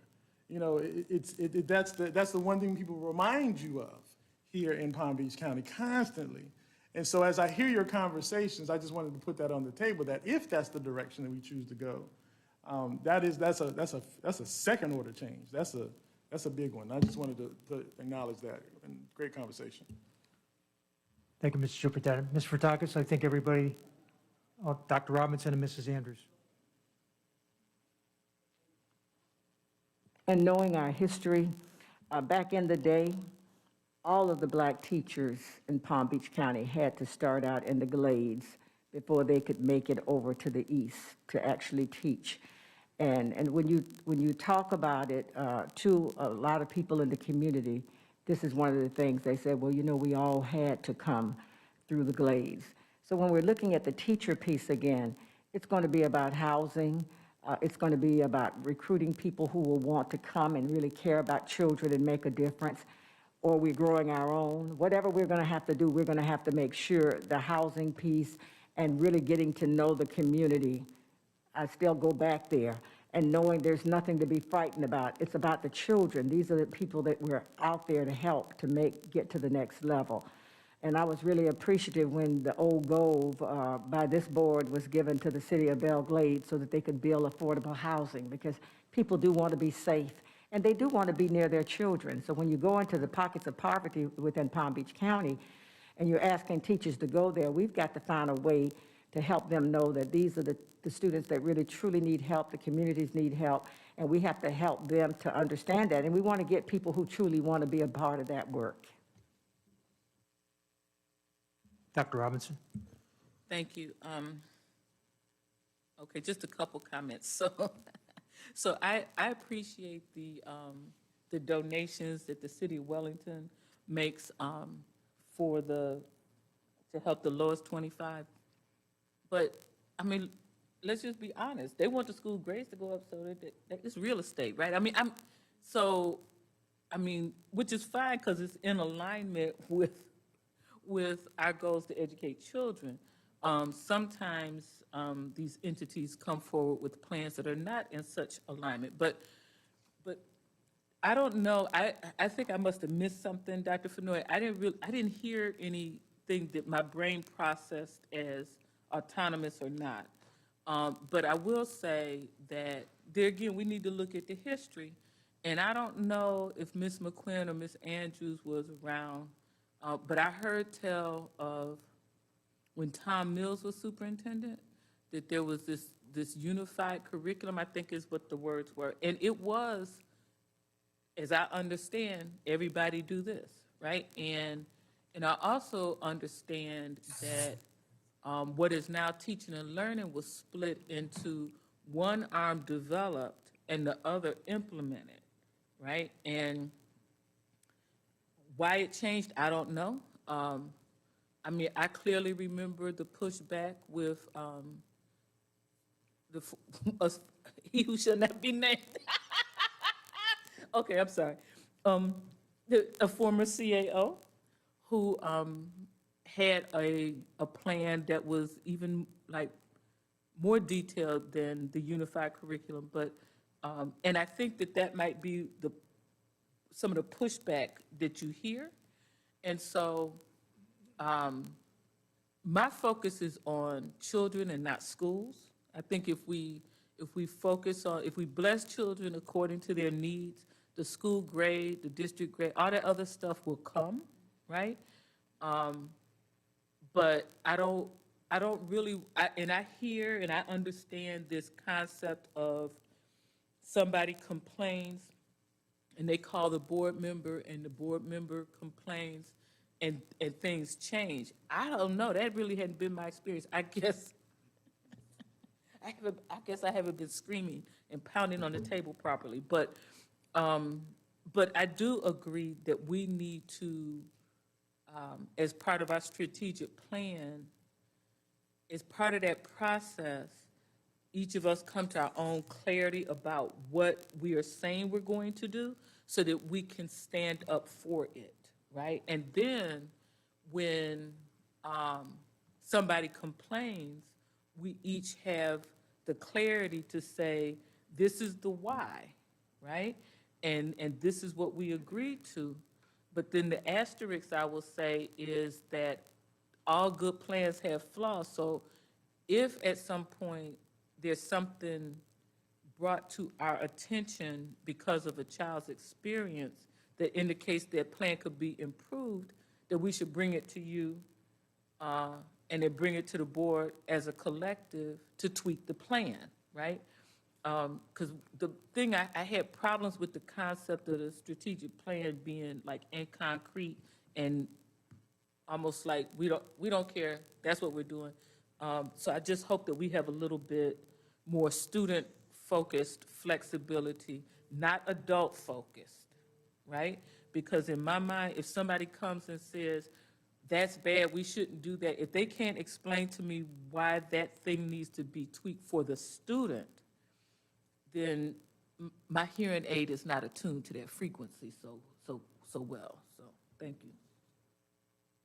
Mrs. Andrews? Okay. Ms. Ratakis, I think that's the end of comments at this point from the board members. Okay, thank you. Hopefully this has been a helpful conversation and space for you to be able to air some things. And so there's been some issues that have come up again that I'm highlighting a few for the parking lot decision around the strategic plan. I would like to piggyback and reiterate on what Dr. Robinson just said about the plan being in concrete. This is the reason why part of your implementation process has to include regular updates on the plan to the board, as well as a yearly report out to the community. The reason for that is why we would do anything that we're working on. It's to check in, ensure that we're that the circumstances and the dynamics that we're working in are in alignment with what your current situations are, and you have the flexibility in the plan to start, to look at what some of your action plans are underneath the pillars, or whatever terminology you're going to be using, the things that will be guiding it, and making the adjustments that need to be made. Otherwise, this is not helpful. It's intended to be a guide for the board, for the shared vision that you're wanting to have, for the specific foci that you want to have to be dealing with system issues, to ensure that equity is embedded. And therefore, you need to be able to be a bit nimble with it and responsive, because the board's resource allocation decisions are going to be tied to what is coming up in that plan. And it's perfectly acceptable to say, you know what, we're going faster in this area, we want to move this up a little bit, or we're changing the timeline here for that, or we've had this unexpected thing happen that we couldn't plan for because it was on nobody's radar. And so we need to make this adjustment in the plan in this area. The issue is that it's an intentional conversation and that the communication is there and that everybody understands the why behind why that decision is made. So just looking at the time that we are at right now, I guess I want to give you the opportunity. This would be a natural break point for a 5 to 10 minute break. And so we just want to check the temperature in the room to see if that would be helpful for you at this point. Board members, you want to take a 10-minute break? Yes. Yes, we'll take a 10-minute break. All right, then we will come back at, let's see, I have to translate my time. It will be, so I'm 3 hours behind you. It'll be 2:52 is when we'll return. Okay.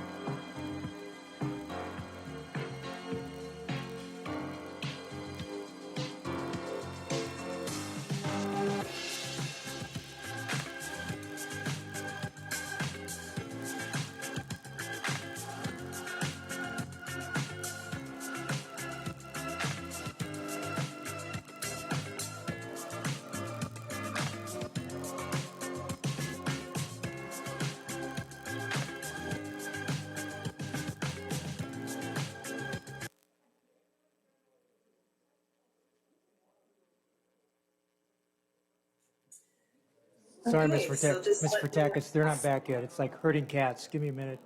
I know, I know. I totally understand, not a problem. Thank you.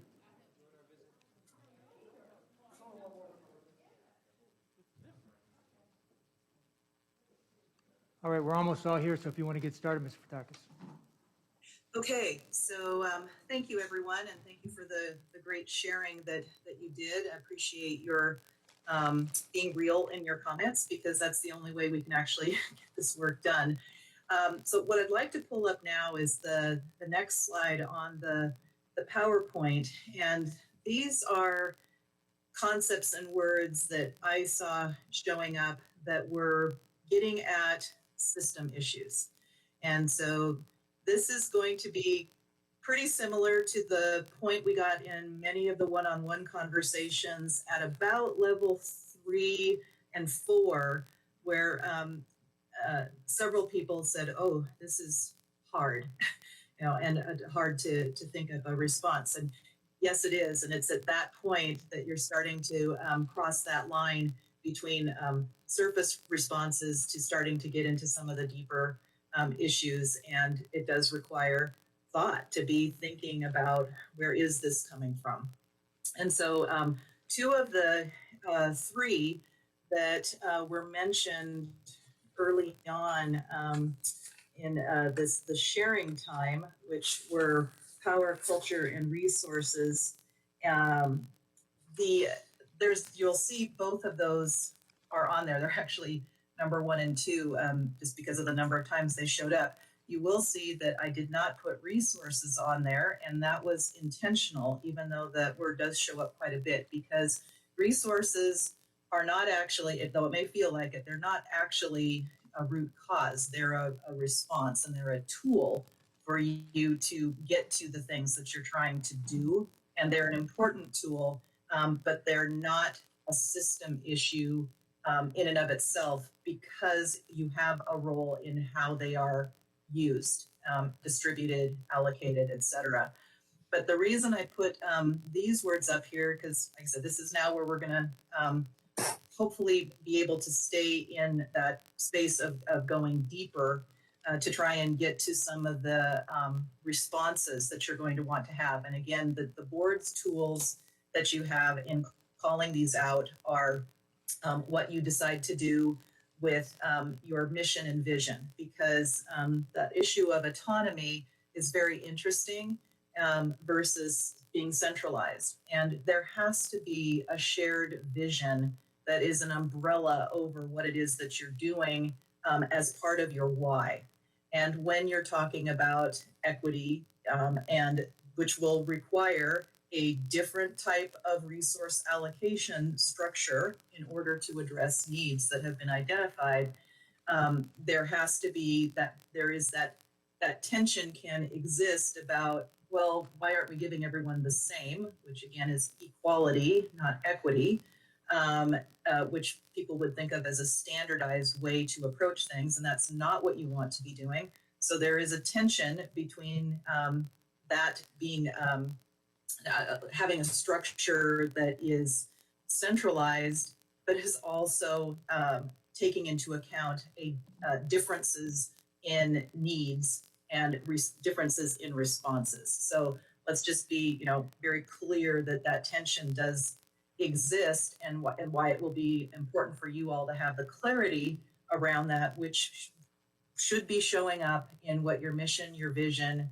and your equity, either statement, definition, or combination thereof that we'll be working on later this month, is going to be reflecting. They should help you have that as your elevator speech for the reasons why you're doing what you're doing. So these words that have been surfaced in the comments that you all made are showing things that get to that heart of the root. And as it's been said, culture will eat any plan for lunch.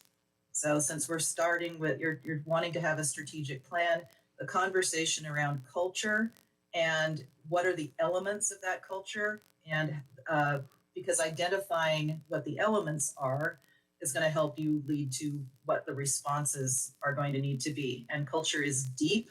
It's been there for a long time. You've identified it in things related to status. It manifests itself in status quo, the way things have always been done. Fear around change because of positionality, because this system has worked well for some groups of people. And there is a natural human response to want to dig in and protect that. And so there's work that needs to be done, again, intentional, with training, with personal learning, with being very honest about what is happening and the impact that it has had for a long time on particular groups of people. It's going right back to structures. The issue of power, we haven't gone deep into that. That's a different presentation that I do on power dynamics. But it's very important for you all to understand where you sit in that power structure. Board members have position, and the superintendent have positional power, as has been mentioned. And one of the hard things to acknowledge, but we have to, is that anytime one of you walks into a room, you have changed the power dynamics because of that positionality. As elected officials, all elected officials have positionality. The problem is that in the governance structure of a school board, of a city council, or any other type of governing body, is that you actually have no power at all, unless you are in a publicly noticed meeting with a quorum and an agenda in front of you. That's when you have power.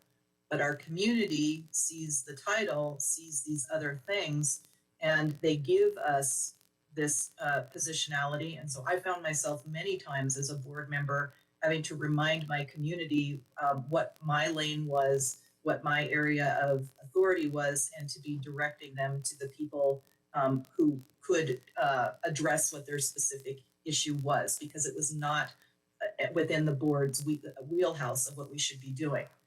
The other pieces to understand about power is that there is hidden power and there's visible power. Visible power manifests itself in the policies that we have, in the laws that we see, in the procedures that we have, all of these things that are written. But there is hidden power as well as invisible power. And those are the ones where you start getting into culture, because hidden power is vested in the people who control the agenda, meaning both what is on it and what is not on it. And that, what you have on your agendas, what you're talking about, are the things that you're taking action on. So if there are things that are not on there, then they're allowed to perpetuate. And so having some understanding about power and how it manifests itself. When I was doing a deep dive on this, I found it fascinating that the word power has definitions as both as a noun, a verb, and an adjective. And right there, that's kind of powerful to show that it has that much. There are so many things tied into it in the way it shows up, even in how we use it in language. And our hierarchies that we traditionally have for power in this country revolve around power over as a way to approach it, as opposed to what we're seeing a lot more as a request from our communities and a lot of other cultures besides the dominant culture in the United States, is power with and shared power. And that is a very big shift. It's a really important one to be considering, because that's where we are bringing people not just to the table, but we're centering their needs over what we have traditionally done. And that's a place that you will want to be having some conversations about, because your data is very clear who your historically marginalized groups are. It's very clear where there are gaps. The more you disaggregate it, and get deeper down into with multiple variables, it's going to tell a story that is probably not going to be a surprise to many, most, or all of you, because we actually are seeing these manifestations. So what I'd like to do with just that little bit of framing and this discussion around power, which again, I believe I recognize is short, but it's very important to understand how it impacts what you're doing and how very much it's tied into culture. And since these are terms that were mentioned a lot in the responses, we need to be having a conversation about how is that going to be disrupted? What are and part of it is thinking about, we know what exists now. So what would it look like if this were different to be addressing it? And so I want to open it up at that point. And the first part of this is I'd like to just give you a chance to respond to some of these words again. If people pivot away to start talking about things that are not system issues, I'm going to interject and redirect us back to talking about the system pieces of this. So just to ensure that we're staying, because this can be part of that on our norms, this can be part of that discomfort, this is the conversation that we need to be focusing on at this point in time. So again, Mr. Barbieri, I'm going to rely on you to call on people. Anybody?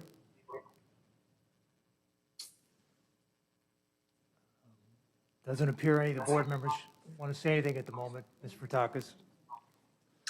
Okay, I'm gonna do teacher wait time. My dad was a teacher because I just gave you quite a bit of information and recognize sometimes people need a little chance to process. So I'm going to pause and do Ms. a little Furtakis, we actually have a taker. Ms. McQuinn would Okay, like to speak. we don't really have a taker. I don't know that I understand the question or the problem. So could you rephrase it for us, please? I see Ms. Whitfield not agreeing. Sure. So the question is, as you're looking at these words, concepts that showed up in the responses, my question to you all is, at this point, is what are your thoughts around, or what is this, your thoughts or your reflections around these particular words showing up in the context of system work and what that might mean? It's not asking for answers to things. This is just what are your initial reactions, thoughts, or reflections? Ms. Ayala? Hi, Mary. I had a question for you that's kind of more foundational before I dive into continuing to think about this. In your opinion and in the span of your work and in your own experience as a board member, when you're looking at ways to effectively make systematic change, how much of the information and experiences that formulate where you should start from should incorporate history and the past, the current, and where you would like to go? Because you mentioned that, when Ms. Andrews and Dr. Robinson spoke, that the history is important, and it's certainly a very evident piece of where we end up. It was intentional and decisions made to benefit those in power that created the circumstances where we end up. But I want to understand, when we're trying to be, let's say, disruptors or agents of change, what should the balance be of the amount of emphasis we place on what something has been, where we currently stand, and how we are positioned to make positive change, and where we would like to go? Great question. So one of the first things I'll say is that the past isn't in the past. The things that have happened in the past, we're seeing the results of them now. We are seeing the results of having had many decades of segregated schools. We are seeing the results of national housing policies that redlined particular areas and denied people of color and Jewish people the ability to own a home.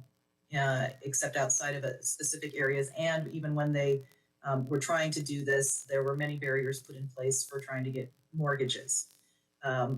Because we see the impact of the 1974 SCOTUS decision, which has impacted every funding or reform decision in education since that time. And this was the one related to busing, where the decision was that busing students, which was the response to integrating schools because of these other housing policies that had created neighborhoods that were segregated. So there had to be an external way of addressing that.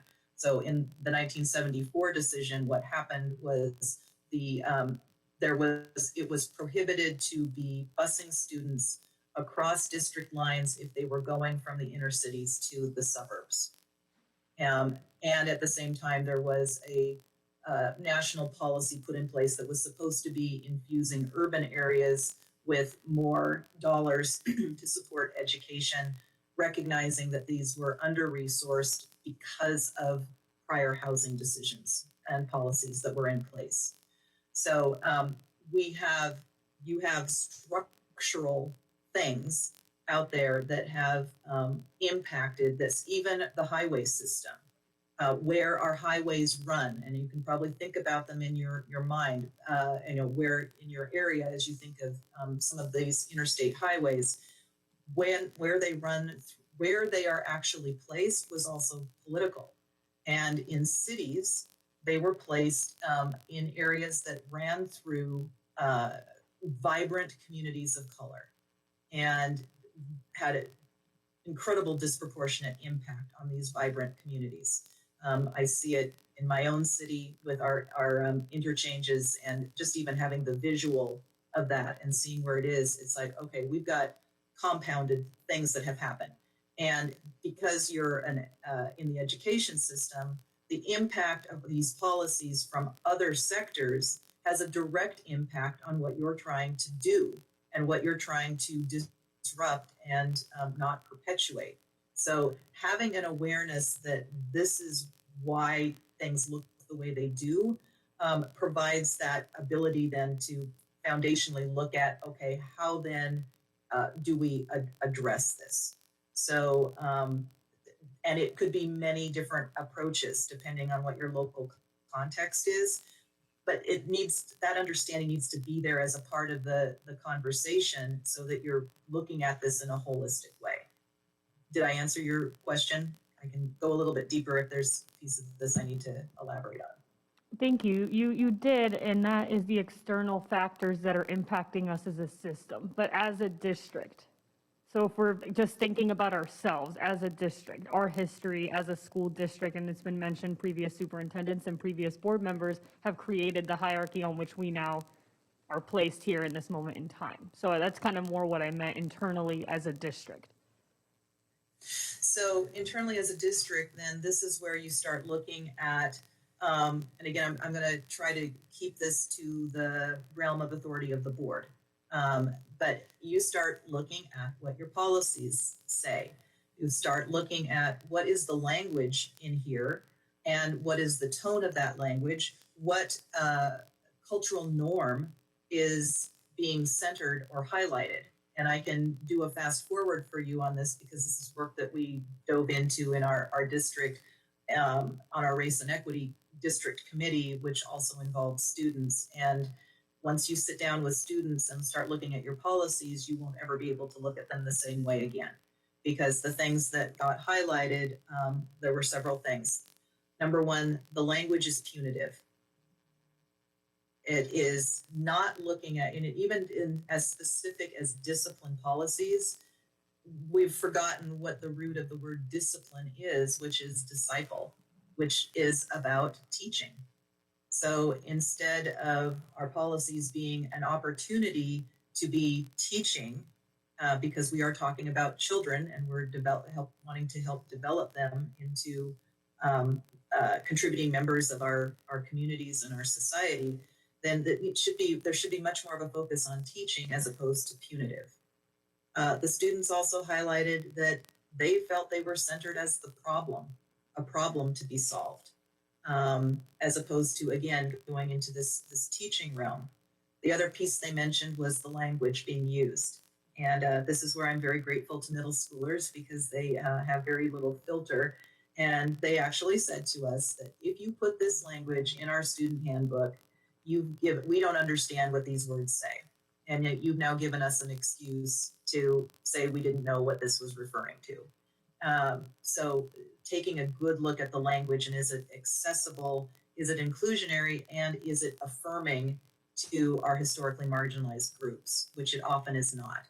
And at this point, I can pick up any school district policy and do a review through that lens I just walked you through, which is several essential questions as you're looking at policy review. And that's one of the ways you have to disrupt what's going on. And this is specifically tied to an aspect of racism, which is structural racism. Structural racism is housed in our policies, our procedures, and our practices. And because they were intentionally put there, because of a particular approach or philosophy or belief, they can be changed.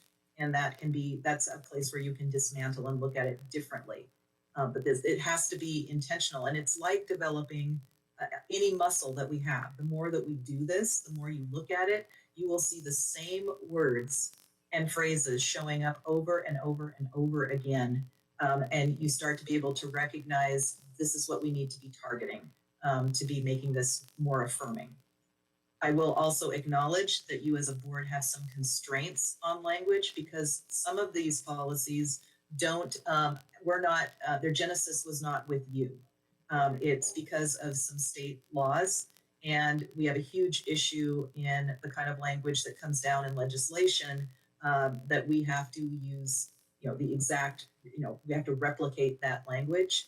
And it is also not inclusive, because it is also centering particular norms, values, and beliefs that are not inclusive. Did that answer your question? Yes, thank you.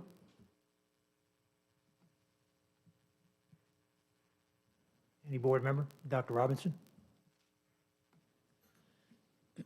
So I think I want to look at this word positionality, because it clicked in my head finally when I was doing the 5 whys thing, that so many of the people, I'm going to say everybody in decision-making positions in this system was, like their position was created by this system.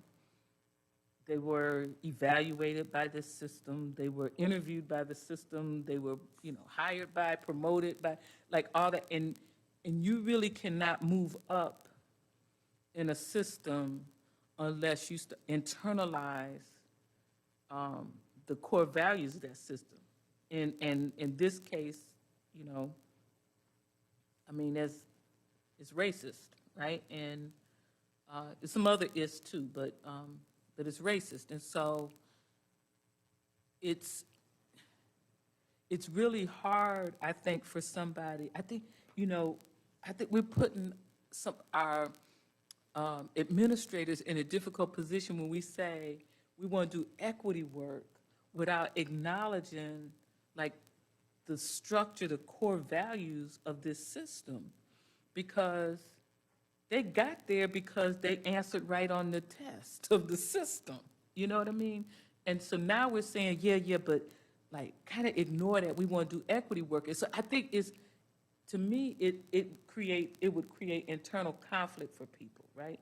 And so I thought of this example when I was speaking with Ms. Fritakis, and so I want to share it, just in terms of the mindset. So when I was an intern and resident, we had to call every 3rd day. The average was a 36-hour shift every 3rd day. It was inhumane. Ooh, what's that? It was inhumane and it was unsafe, right? And so, I actually remember kind of falling asleep while I was putting in a central line, right? I could have killed that person just because I was exhausted, right? So years later then, I remember reading about interns and residents, I think in New York, that had organized and pushed back and said, we have to have like humane working conditions. And I think their ask was not more than an 18-hour shift, which most people would think is ridiculous by itself, right? But that's like half the time we were looking at, right? But anyway, but the important part is what I remember is when I first read about it, I thought, why, y'all, you can't hang, right? You can't struggle through this.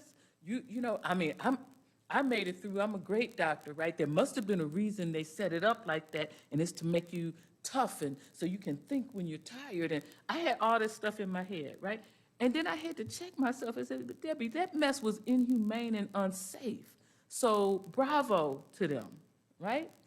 And so what I'm saying is, everybody in our system with a title, right, has come through, has been trained in a racist system, just like I was trained in an inhumane system. And so the default is that the system is right.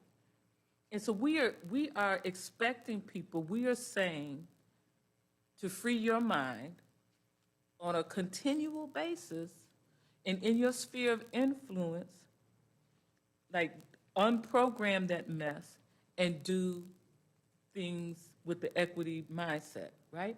So I'm just explaining that it came clear to me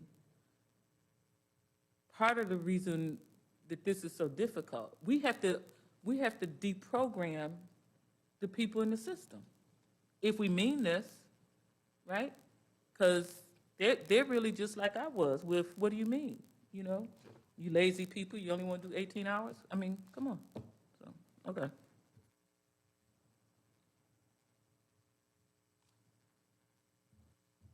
Mrs. Whitfield? Okay, I'll make the really briefest question. I want to ask staff about the student needs piece because I'm a little stuck on that. We, as a district, anytime I hear about a need, I try to fix it. And I know that's how most staff are. They try to fix it. So are we at a deficit for understanding what the needs of the kids are? Or is there like some part where we're not fulfilling the needs purposefully? Because I can't imagine that we're purposefully doing it. So I'm trying to figure out like where that disconnect is. Does that make sense?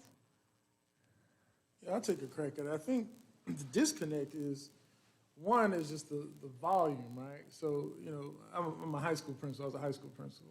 So if I have 2,500 kids, and so in theory, you say you want to have this personalized approach to education for every child. But remember, the staff, there's only one principal in 2,500 kids. You maybe have 2 or 3 APs and 2,500 kids, maybe 100, 150 staff and 25 kids. 2,500 kids.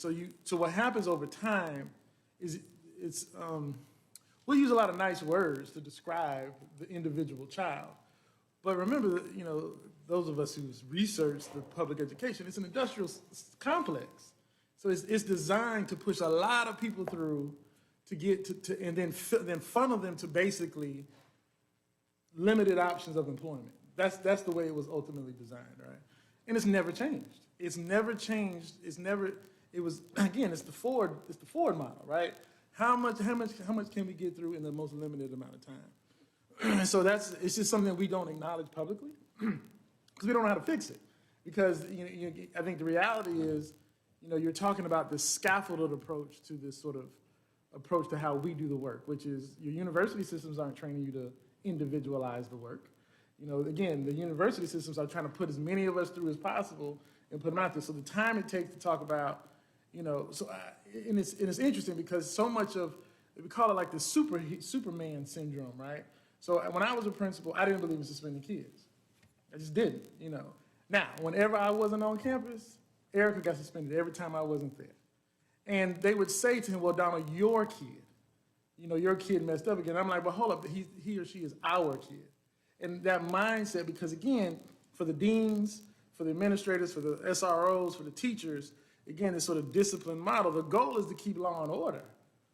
That's the ultimate goal in the school because you're outnumbered, right? And so I think that's part of the ultimate challenge because if you talk to most principals, well, even in our conversation, we very seldom talk about truly the academic needs of the kid. We talk about, if the school is out of control, they call you, they call me, and we have to go fix it. Parkland, we got to go put structures in place. You got to put structures in place. So everything's always been about creating Really, that's why like a lot of parents, well, some parents who are able to, that's why that Montessori thing is so exciting to them. It doesn't have the same type of structures.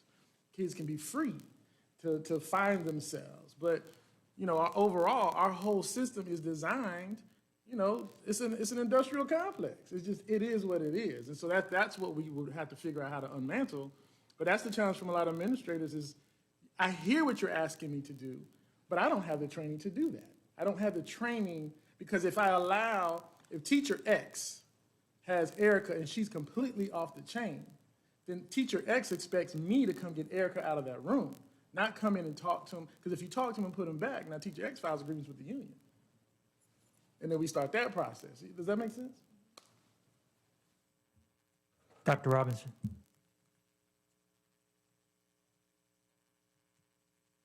So I really want to respond to that, but I'm gonna organize my words before I do. But but the student needs piece to me. I think to me, what comes across is that we look at children with a deficit model. We look at them with what's wrong with you, right? How far are you away from what I think you should be, right? And in my opinion, you know what I'm gonna say. I think that what the system thinks you should be is a white middle-class female, right? And then there's some more bullet points under that, but that's how we approach children, right? So I just remember years ago, Children's Services Council funded a study on the overrepresentation of Black males in ESC. And I went to the reporting out, and I remember, and the moral of the story was classroom management, right? Now, I'm now at the point that if you say classroom management to me, I say you mean engaging curriculum, right? And an entertaining teacher, because that's what's gonna make me pay attention most of the time, right? But the gentleman told this story about that they had done similar work in New York, and they talked about children in elementary school that would have to take their younger siblings, like, because parents at work feed their younger siblings, get their younger siblings to school, use mass transportation to get to school. But when they got to school, they had a learning disability, right? But now, wait a minute, I can't do all that. I can't, you know what I mean? So it's like, so we don't recognize the gifts and talents that children have because we have our system framework for what gifts and talents look like, and we check you off. And if you don't have those the way we think you're supposed to come with them, then it's something wrong with you, and then we call it student needs, right? We talk about the parents, like the parents should be engaged, but then on the other side, we talk about the overly engaged parents. We gotta have that little magical thing, that little magic balance thing. But it's what's wrong with you. We just have our, what we define to be good, correct, proper, normal, whatever. And then we look at the students and how far are you away from that? And unfortunately, our data shows us that students who have no control over it, because they cannot check those certain boxes, that's who we fail to meet their needs. It's us, we gotta change. I'm tired of trying to change children. Vice Chairwoman Broder, Mrs. Yan. Go, Ms. Patakis. We have a couple board members, but go ahead. Yeah, I just wanted to make sure I get this captured because this is really, I appreciate where this is going. System issues. Superintendent Fenoy mentioned a couple of things that are very important to understand is that this system, the original American education system was designed to serve white, male, affluent, meaning property owner, able-bodied children. That's who it was designed for. That leaves out an awful lot of people. And that system is, as it has moved forward, while now we have many other groups and genders that are have access to our public education system, it absolutely is still grounded in this industrial production mindset. I mean, you can look at a classroom of 150 years ago that were in straight rows, and you still see that replicated in many of our schools today. So there are structures that were there to be producing widgets, children, people to go into a system that was servicing the economy that we have. And so this is, again, part of that issue of structures. And because they are so normal to us, they are invisible. And this is the same thing you can be saying about cultures. People who are not a part of that culture see the elements very clearly. People within it don't see it until it's been, until we start having conversations like this, because it's the norm. This is the normal way we do business. This is the air we breathe. These are the spaces that we move in. So part of the importance of this conversation we're having is to make things that have always been there visible. They haven't been invisible. They're invisible to you if you're a part of that culture. They're not invisible to those who are not a part of it. And so our task and challenge is to try and make these things visible, because when you know it's there, now you can address it. Thank you. Vice Chairwoman Brill, then Mrs. Andrews. Thank you. So, Mary, you hit the nail on the head of where my comments were going to go, that it's always been there. I feel like I'm sitting here and it's deja vu for me. Go back 15, 20 years in our district. When I came here, a child with a disability could not be in the regular classroom, period. You were not allowed to have that child in the classroom. And so I was one of the people that helped write the inclusion plan. I think that Dr. Robinson was on the board when it first went to the board. But I was a part of that. And these same words that are up there are the same exact things we were dealing with. We were dealing, and the primary one is fear, because people were afraid to do things differently. But it's everything from culture, power dynamics, control, status quo. It's the way it's always been done. Where we get to the racism and racist, it was the different disabilities. Oh, you can't have someone with autism in the classroom because you don't know what's going to happen. But it's all of these pieces were there. So, I feel like I'm seeing it again. I think fear is really one of the bigger issues that I've seen in this district above all else, is fear of doing things differently. How am I going to do it? How am I going to change it? How am I, as an administrator, going to get them to do things differently? But I think they've all been there. And I realize that it's because back then it was hard change. It was hard change to move us into an inclusive environment. And this is another hard change, but all these words, they've been there. And all of these factors have been so normal to us. I jotted that down when Mary said that. But I think that we just have to we have to push through those fears and push through the control pieces, because we've done it before on a smaller scale and we can do it now. Mrs. Andrews. Thank you, and Ms. Brill. I think that fear goes right to the school board. So it's the administration, it's all of us, that fear to make the change. But I was going to talk about access and opportunities, because, we only get so much money from the state. And, we have a system as to what schools get what and so on.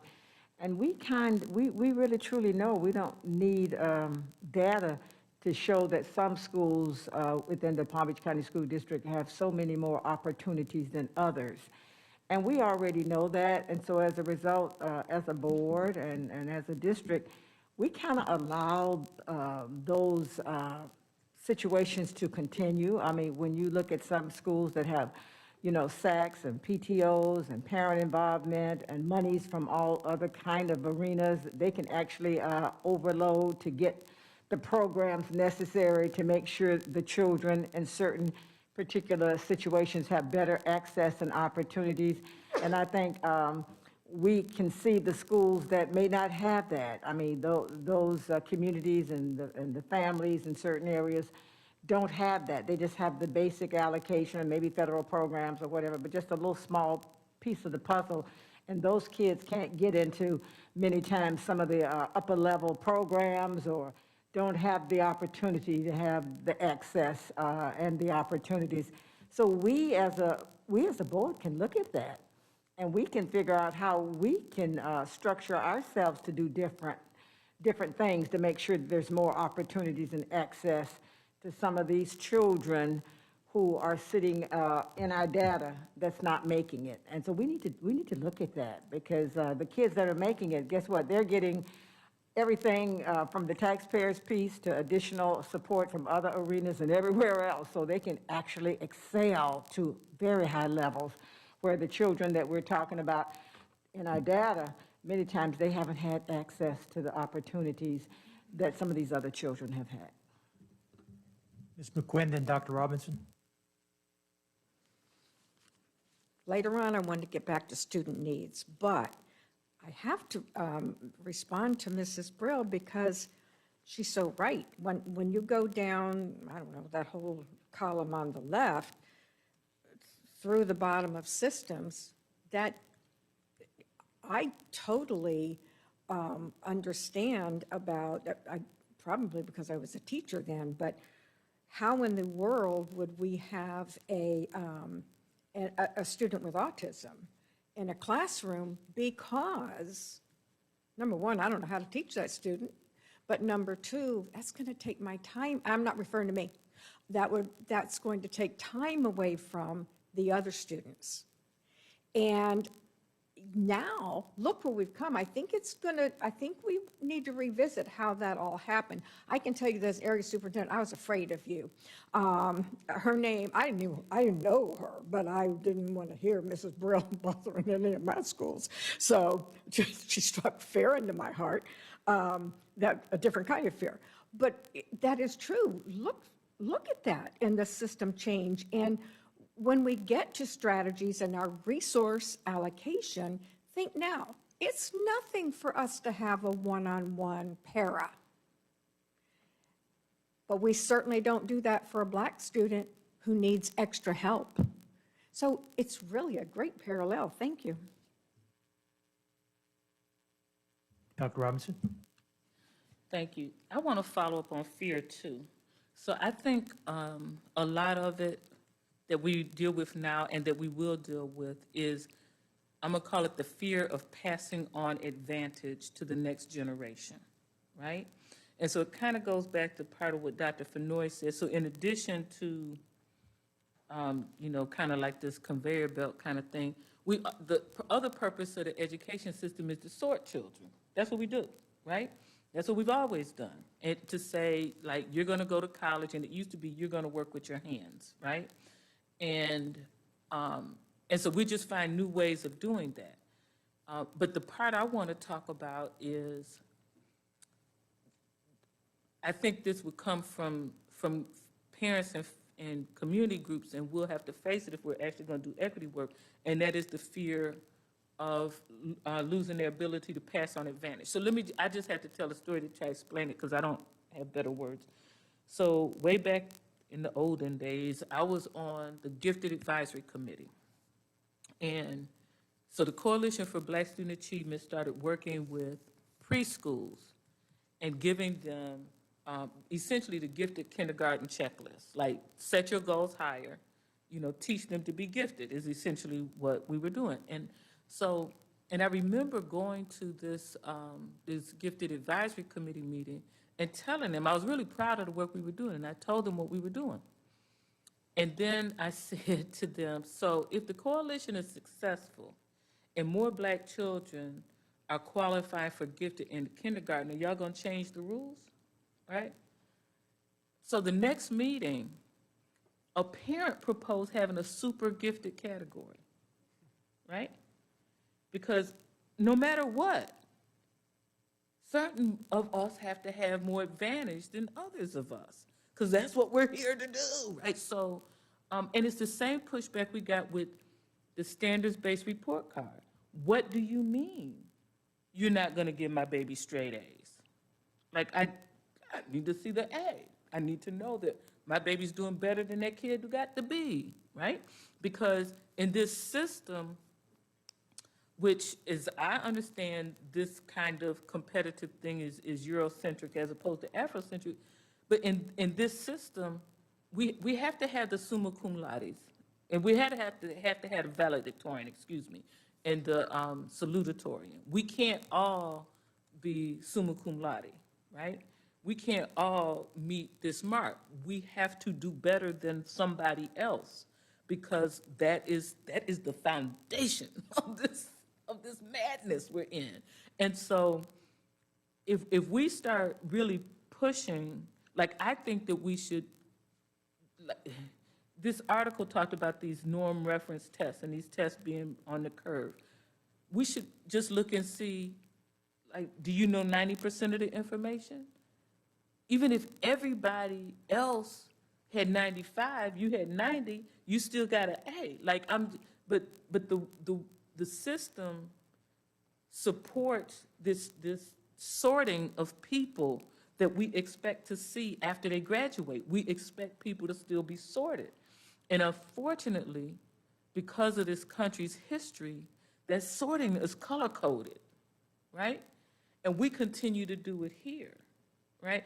And so I say all that to say, if we're going to do this work, understand at some point in time we're going to deal with that parent who wanted to have a super gifted category, because he can't have them little black children from Riviera Beach being in the same category of gifted as his fabulous child, right?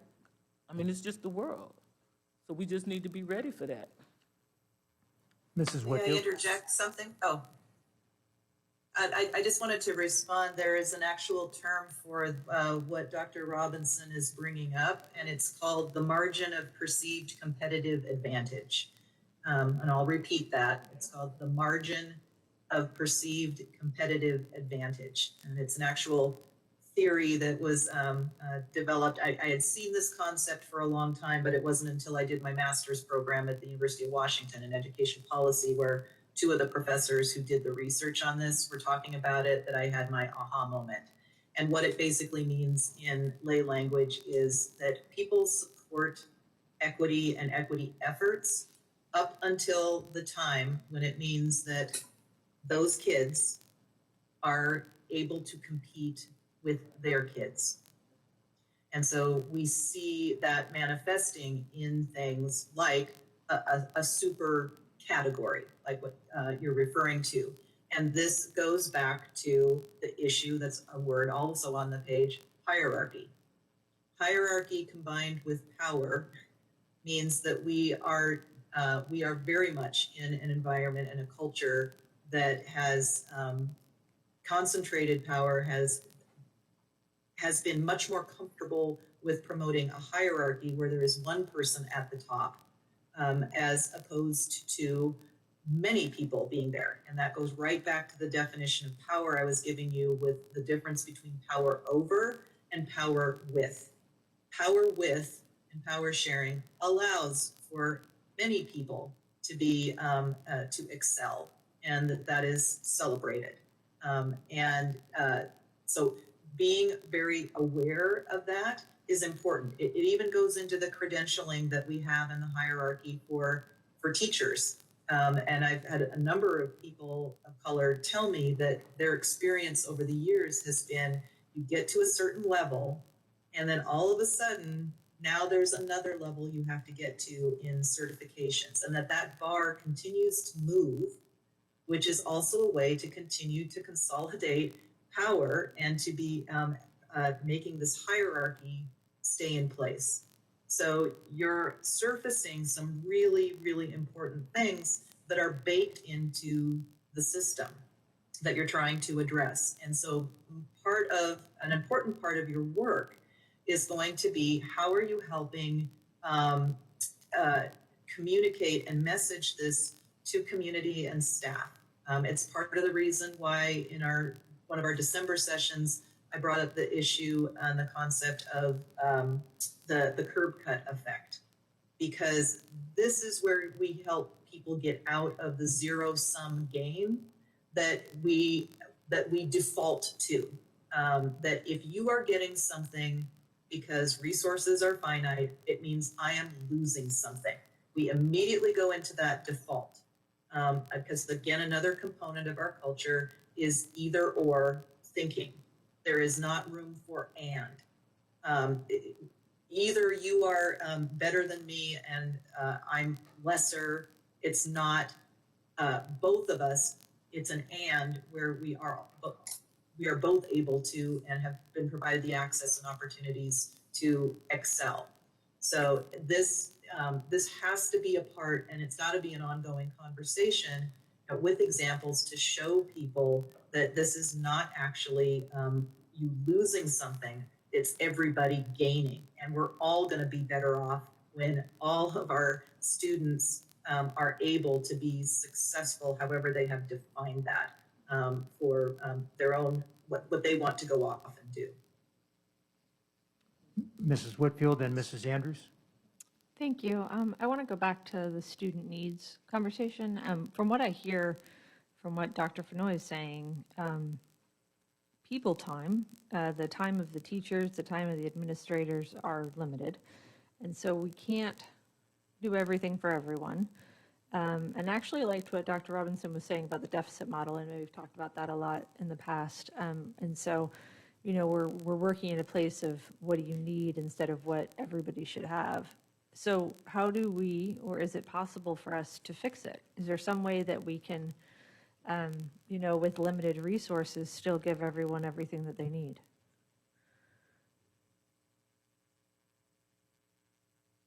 Mrs. Andrews.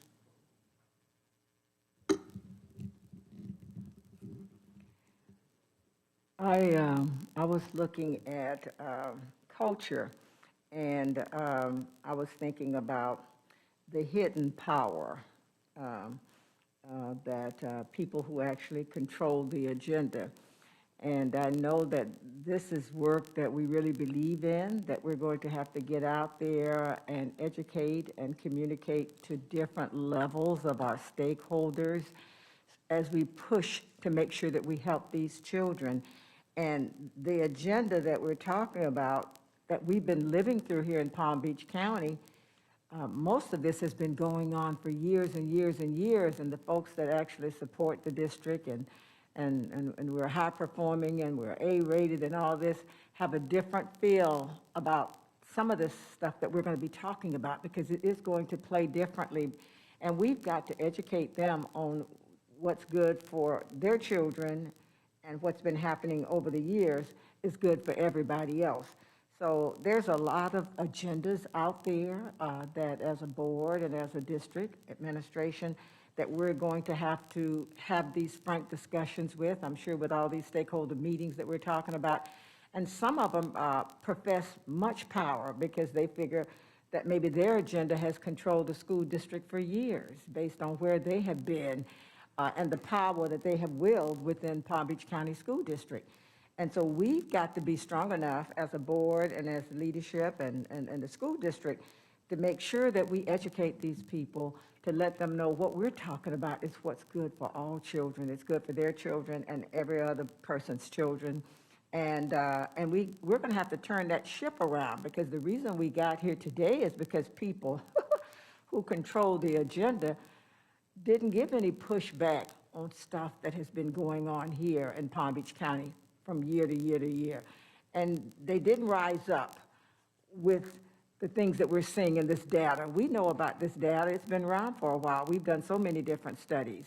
So now we're going to have to push this agenda on many of our stakeholders who actually feel that they control the agenda of the school district of Palm Beach County, to let them know that we're going in a different direction, which is good for all children.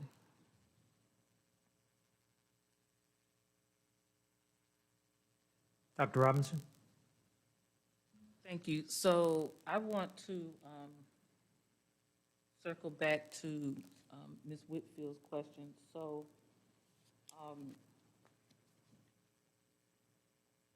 okay, so I'm in my head, I'm still making this part of the educational debt. And I see it that way, because it's okay, it's kind of like that trauma-informed care thing, not, what are the words, not what happened to you, but No, not what's wrong with you, what happened to you, right? So, and I'm saying the same thing about whoever shows up, right? And so we can compare it to this idealistic household that has all the blessings we wish every child to have. And then we say, well, why don't you have it? Or what is it that you need to fulfill that gap, to make up for that debt? And I think that's where our community partners come in, right? Because I don't think we cannot do everything, right? But I think when we start having dreams and expectations for each child, then we can really almost back map it and say, then how can we make sure you're on that path, right? And then we can pull in community partners who work in that area, right? So Ms. Whitfield, you highlight food insecurity a lot, which is important, right? And so that's one of those things, but there's a lot of little buckets of work. And so I think that we need to look at what we do in terms, and how for example, our current policies prevent us from working with community agencies who want to specifically support in a certain area. And I know that that's not as clearly said as I would wish, but we have a policy about accessing our campuses. And we had to have some pretty tough conversations some years back about it, because we had a board at one point that saw our buildings as revenue generating machines, right? And therefore, anybody who wanted to come into our buildings needed to pay. I think we softened that a bit and said, okay, so if you're a nonprofit and you are meeting the needs of our Palm Beach County School District children, that those fees get decreased, or if you enter into a certain kind of agreement, then those fees can get waived, and we might even, you might actually get some funding by, one of our business partners or something. But we have and that's a crazy roadmap by itself. And so, okay, so to try to wind this up, so for me, Mrs. Whitfield, to respond to your question, we have to address the parts of our policies that prevent our community members and organizations from coming to using our school buildings that are underutilized in the evening and on weekends to help meet the needs of children, right? Because I really wish somebody would do a flow chart on that madness in leasing, on whether you're a nonprofit or a for-profit or this or that or the other, and then this and that, and charging people for, there was a big deal with charging a church for using the parking lot at one of our schools on a Sunday. Okay, it's the parking lot. I get the toilet paper. Dr. Fenoy, I get, they use up all the toilet paper. Who's going to buy the toilet paper? Okay, I understand that. Maybe we need to find the funding stream for the toilet paper. But the point is, I think it gets in the way. Our own policies and procedures get in the way of us partnering with people to address what Mrs. Whitfield is saying. Okay, I think I brought that in for a landing. Go ahead, Mrs. Whitfield. Okay, so I want to follow up with this. I'm just following it through, and I'm not trying to talk it down, but I just want to understand this better. So we already provide a basic education across the board to everyone. That's my perception, is that we give a basic education.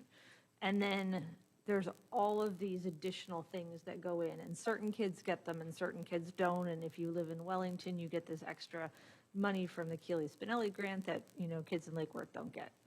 This is a problem that I have. So are you saying that if you think that if we could do an excellent job of organizing every community partner and bring them into the school so that they are able to support children above where we currently serve, we would actually make a dent in this? That's what you're saying? Okay. That's what I'm saying. So this is what I believe. We can't do it all, and a lot of children, like through no fault of their own, will need some additional direction, guidance, or actually even engagement, right? Like, I mean, you know, I tell my oldest boy graduated from the IB program because he wanted to play basketball. So I just connected the two, right? So, and the coalition did this thing some years ago where we had the Riviera Beach football league. Every parent went through Dr. DuPont's Wake Up, Step Up in order to decrease their fees for playing football. Now, what we should have done was circle back and done ongoing support and training for the children and the adults, right? So that's a lesson learned. But my point is, yes, there are people who want to help. There's a lot of people out there who they understand the importance of education. They might be working like the football league. They might be working in a different area, but they'd be happy to partner with us, right? Because the thing I think that we miss the most in this little piece, because this, to me, this is not needs that I'm talking about right now, but the thing that we miss the most, I think, is the student engagement, right? So we know that a student is not going to learn if they're not like paying attention, right? And so, and the outstanding teacher is a teacher who can get the child to unfold their arms, sit up, lean forward, and track. That's how you know, right? So, but we don't work to engage. We act as though children are supposed to be internally motivated to learn this mess, right? I promise you, I never had any internal motivation. All my motivation was external, okay? Now some kids' motivation might be, their external motivation might be the football coach, right? Or it might be, you know, the lady down the street that does the book club on Saturday, or whatever, right? So it might not be what inside the school system, but it's motivation nevertheless, and so it will help create engagement. So I had this magical thinking at one point where I thought that we should have survey the students at the beginning of each semester and say, like, what are you into? Like, I'm into gymnastics or cheerleading or whatever, right? Who's your coach? And here's the number, right? Now, if I'm a teacher and Barbara's into gymnastics and she's not paying attention in class, and I say, you know, Miss Sally gonna be so disappointed because you're not paying attention. And I call Miss Sally, and Miss Sally makes a mention of this. Like, I promise you, I raised 3 boys, right? I promise you. And they come to me and tell me about what the coach said, right? Well, the coach didn't give birth to you if we didn't agree. But when we were in agreement, it was like, yay for the coach, right? But my point is, we can use these partnerships not only to positively reinforce engagement in class, but also those relationships will help you find out what's really going on with that baby, if they're acting out, for example, right? So, because, you know, we do training in trauma-informed care, and then we apparently forget, right? Because we seem to not ask children what's going on in your life enough so that we can, quote, help them, right? And not that we should do all the help, but we have the magic Rolodex to find the help for them, right? And I mean, that's what a large measure of behavioral health professionals are about. But so we have systems and structures, and we have policies that, in my opinion, prevent us from maximizing the assistance available in the community. I'm going to interject and pull us back a little bit on a couple of things. And I would also like to invite Mr. Barbieri to comment. He's been doing a great job facilitating this, and I have been a board chair, and so that sometimes means you don't get to interject or share some of your thoughts as much. So I wanted to give you an opportunity to do so. So what we're talking about, this partnership, I'll give you a couple examples. And I just, Dr. Fenoy knows because I end up calling him or one of the regional superintendents. I serve on the board of Best Foot Forward. I'm on the board of George Snow Scholarship Fund, and I help out the American Association of Caregiving Youth. And it's like every year, sometime during the year, several times during the year, I'll get a call from those organizations saying, we have scholarships available, we've approached the school, and they won't let us come in there. Some of those scholarships are for African-American kids that are in some of our neediest schools, and they can't get in there. So there is this culture, that I think that we don't need your help. We got this system in place, and we don't care what you have. We don't need your help, and we don't have the time. And maybe that's it. We don't have the time to let you in here because it's going to take time out of our schedule that we have to make sure everything runs on that schedule. And to bring you in here, we have to call kids into the auditorium, and we have to have them, here with the presentation. But, it's very aggravating. A couple of times I've been told, Frank, that school missed out on scholarships. We had, $500,000 in scholarships available, and we couldn't get anybody in that school to let us come in and talk to those kids that could really use the money. So it's, it's frustrating because there's a perfect example of I don't know if that's the culture or the way we've always done it mentality, but that has to change because there's lots of organizations out there that are willing to help these kids. And, what scares me is, we're not supposed to talk about resources, but, we have limited resources and, and we have lots of kids that have different needs. And how do you take a lot of the resources and move it to a school that has a lot of needs when you have a lot of schools that have a lot of needs and there's just maybe not enough resources to go around? So we have to take advantage of all of those outside partners that are willing to come in and help us, including, as Dr. Robinson said, why do we charge organizations that want to come into our school to help our kids? Why do we charge them rent? I get it, we have to have them pay for security and the toilet paper and the janitor to clean the place up maybe, although the district could probably handle, the janitorial staff is going to be there anyway. But, I mean, our school should be open and inviting, other than the security issues, to allow these organizations to come in and help our kids without charging them to come in and help our kids. And we have teachers that aren't allowed to tutor on school board property. Why? If they have nowhere else to go and the kids are there and they're not their kids, I get it, the teacher shouldn't be tutoring their own kid, but why do we have a policy that says the teacher can't tutor kids, make a few bucks on school board property when she's helping kids if she's willing to stay after? And I mean, there's a lot of things we have to take a look at, how we try and put barriers in the way of people that want to help our children, because that's not the way we've always done it. And, and I guess we're afraid to make changes that might be, upset somebody's view of the status quo and, and the policies that are in place. Dr. Robinson? Thank you. I think those are good examples. But let me just respond. So yeah, like we could look at the teacher having the parent pay the teacher to teach the kid who's not in their classroom on district property, but then are we going to pay for the teacher to teach the child whose parent can't pay, right? So, I mean, I'm just saying, so we start getting into real world stuff. I don't want to hold anybody back, but that's the real world stuff, right? Some schools, have foundations or they make a lot of money through internal accounts or the AP, IB, ACE, and blah, blah, right? And then some don't. And we go, oh, well, dang, right? But let me tell you what I really want to respond to. So the George Snow Scholarship, and thank you for serving on that. Actually, my mentee got that and graduated from Spelman last year. But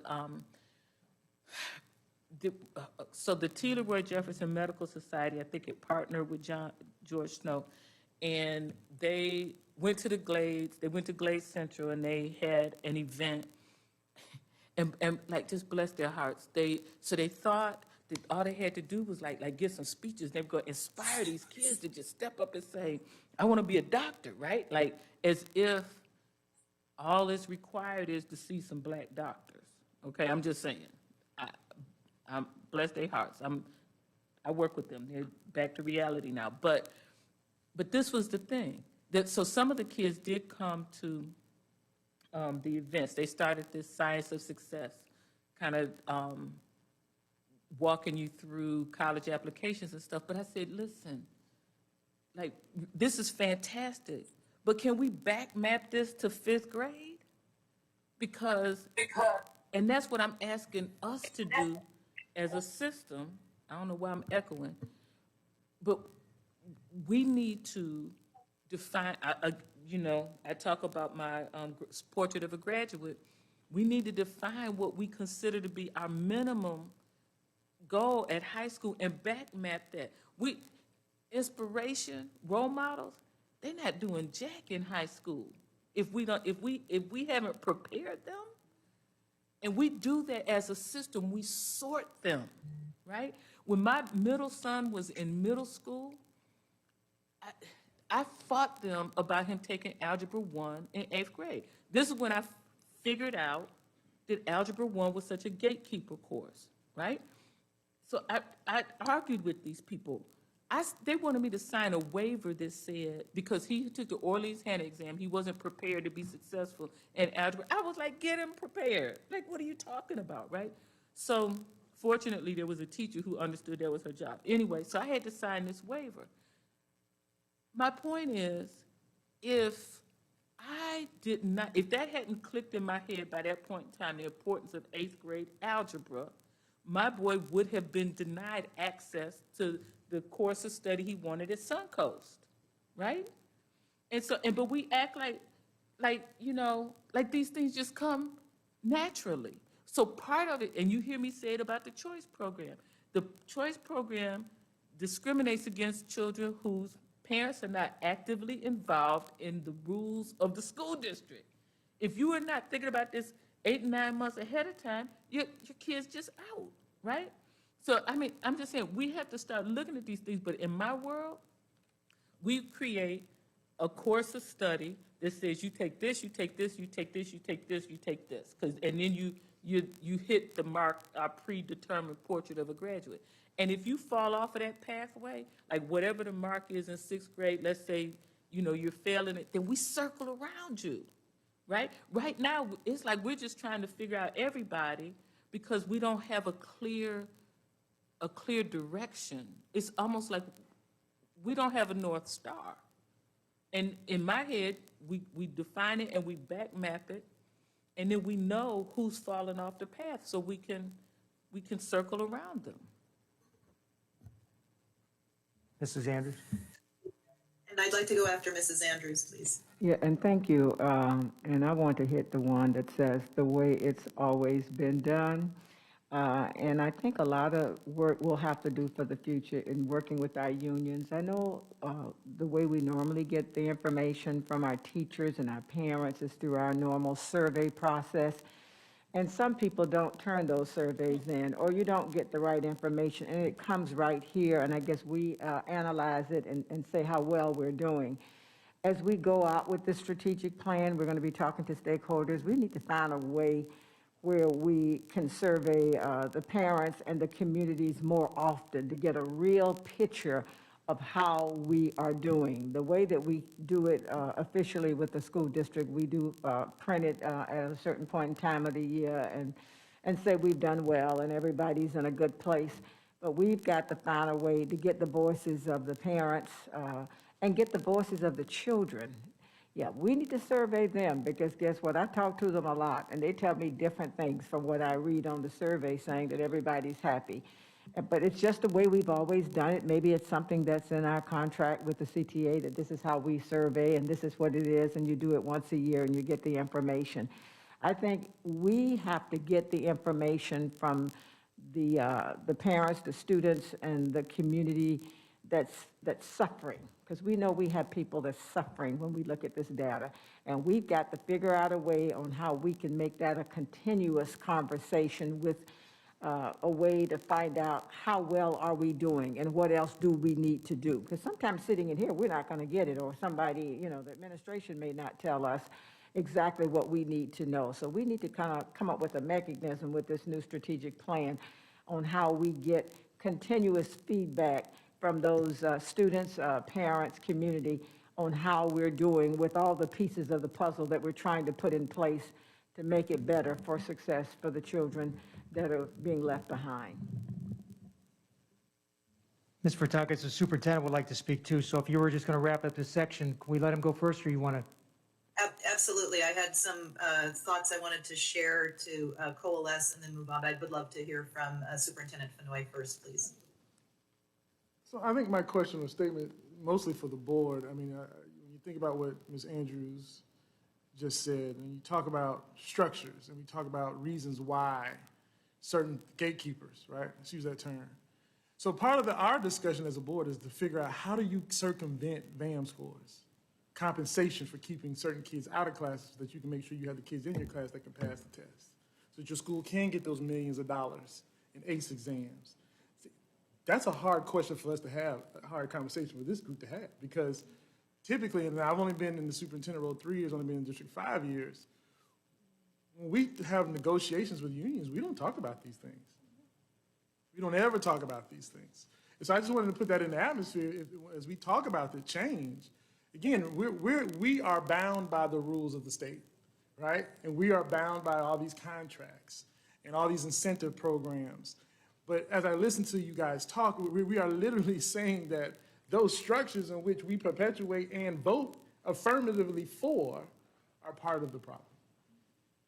Well, you know, if I might follow up, Ms. Furtakis, one of the concerns that, you know, and this is a discussion I had with you on our one-on-one is, you know, how do we get qualified teachers to go to a not great performing school when the teacher knows that if not rated highly effective, they're not going to get they're not going to get the pay raise that the other teachers are going to get. So, I mean, we are, you know, governed by state rules and regulations, and, you know, and our most qualified teachers, the teachers that are superstars should be in the schools where the kids need them the most, but those teachers are afraid to go there because they're saying, why would I want to go to a C school when I can be in an A school where I'm guaranteed that, you know, I'm going to be a highly effective teacher because all my kids are going to be, you know, high performing, as opposed to putting in another school and hoping the district has the resources to send over to make sure those kids get the extra help to help that teacher remain highly effective. So, you know, we got all these great ideas on how we can do this stuff, but again,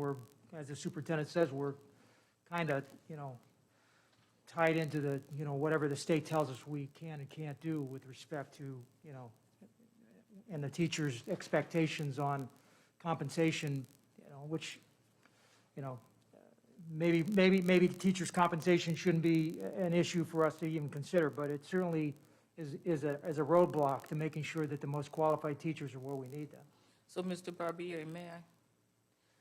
So, Ms. Furtakis, I know she wants to jump in, but I just need to push back on that. So, I could have misheard, but I want to make sure that we are not making an assumption that a teacher who is teaching at a, quote, A-rated school is a great teacher, right? And I also want to be clear that there are outstanding teachers working in some of our most challenging schools, right? We just don't recognize them because we look at school grades and we have to deal with VAM and all the other foolishness, which is also not going to recognize them, right? But I want to be real clear that just because you can work well with the children who have all the blessings, that does not mean you're going to be an outstanding teacher with the children who have fewer blessings. So I want to be clear about that. I mean, so if we want, we would just need to define who we're looking for, and we've done that before, and we had some missteps, but we can do it again. The issue is we need to ask teachers, what would it take, right? So we can identify the teachers that we really need to go to the most challenging schools, if they're not already there, right? And say, what would it take for you to go there? And then we need to just bargain that if it needs to be bargained. But I just needed to push back on what I thought I heard, which was, you know, you might be, you know, a superstar at Boca. That doesn't mean you're going to be able to. Well, I'm glad you said it, because I can just read the posts on Facebook tonight about I think every teacher in a C school are not highly effective teachers. That's absolutely not what I meant. I mean, we've looked at trying to give pay incentives to take teachers and move. Let's face it, the new teachers, the highly performing schools that have the least amount of vacancies, the ones that need teachers are the other schools, and so they get the new teachers. And, you know, we can all agree that a brand new teacher is probably not the best teacher for a child that needs extra help for the most part. Yeah, again, I'll probably get blasted for that one too, but, you know, experienced teachers actually have learned from their experiences on how to handle children that really need the extra help don't end up in those schools, because there's no reason for them to leave where they're at. And if they're a brand-new teacher, they're going to get those to school because that's where the vacancies are at. So I agree with you. No, I understood your point. Yeah. I did. I would also ask that we not use the term highly effective, because that's their foolishness from the state. Okay, sorry. Okay. Ms. Frutakis. Thank you. A couple of observations from the conversation. I want to, and this is also for purposes of parking lot. Partnerships are a response to a system issue, and they're a really important piece. And an issue was brought up around culture and access related to partnerships. I'm not sure if the board has had any work done around Dr. Karen Mapp's work on family engagement. And she's done a really great book called Beyond the Bake Sale. And I was part of their, she teaches at Harvard, and we've sent a number of people from our region there to be doing the Family Engagement Institute that she runs, where we talk a lot about this and cultures of schools as they relate to partnerships. And I'm going to blank on it, but there are 4 different types of schools that she references in the research. One is the fortress school, which is there's just no room for family engagement. It's not welcomed. All kinds of barriers and gatekeeping is done. The next level is the come if we call school, which has some limited interest or access. And a lot of times we'll see things like feasts and festivals that come in as a part of that. And I'm going to blank on one of these, but one of them is called the Partnership School. And that this is a space that you want to be getting into, because it's an asset-based place where resources from the community are coming in and being supportive. It's more power sharing. It's responsive to what families are saying they would like to see for their students. But she's got a really great graph and outline that, there's an assessment that's a part of this, where you really can take a look at each one of your schools and start looking at where do they fall in these 4 categories, or running across them in different ways. And so as a part of your work, I'm just mentioning that again as a parking lot piece, because in most strategic plans, there is some type of community engagement, parent engagement component of it. And this is some good foundational work to understand the culture. You've got the district culture, but you also have cultures at specific buildings too, that are a reflection of district culture, but also then have their own, because cultures are determined by the people in that space and they create it.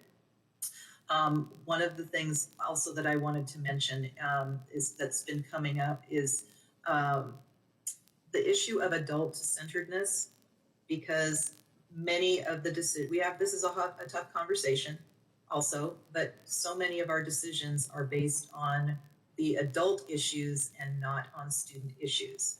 And there's a very interesting tie back to this. Again, I'm a history person, but Socrates was actually offended when he was offered payment for the teaching that he was doing, teaching the tutoring, etc., because he had a recognition that once we start attaching monetary value to something, it starts serving the people within that institution as opposed to those that they are intended to serve. And so you can see that reflection, like I said, in many of the issues that we have.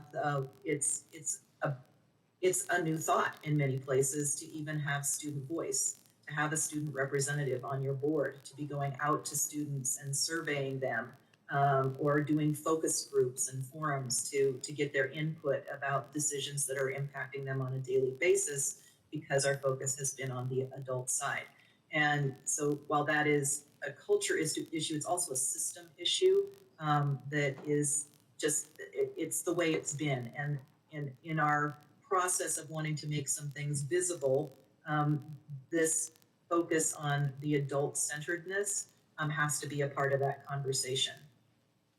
So in moving us forward, and again, I'm taking you one layer deeper because this is with the amount of time that we have, the question has come up, what can we do? What kinds of examples are out there? And I can sum it up in one very basic sentence. You need to change what is considered normal in your system. The deficit versus an asset narrative has been raised. Being very intentional in the language choices that we're using, being interrogating decisions that we're making or assumptions that we have that have a deficit narrative buried or embedded in it, because again, this goes back to our structures where we have hierarchy and this either or type of response to things, and it manifests in many different ways.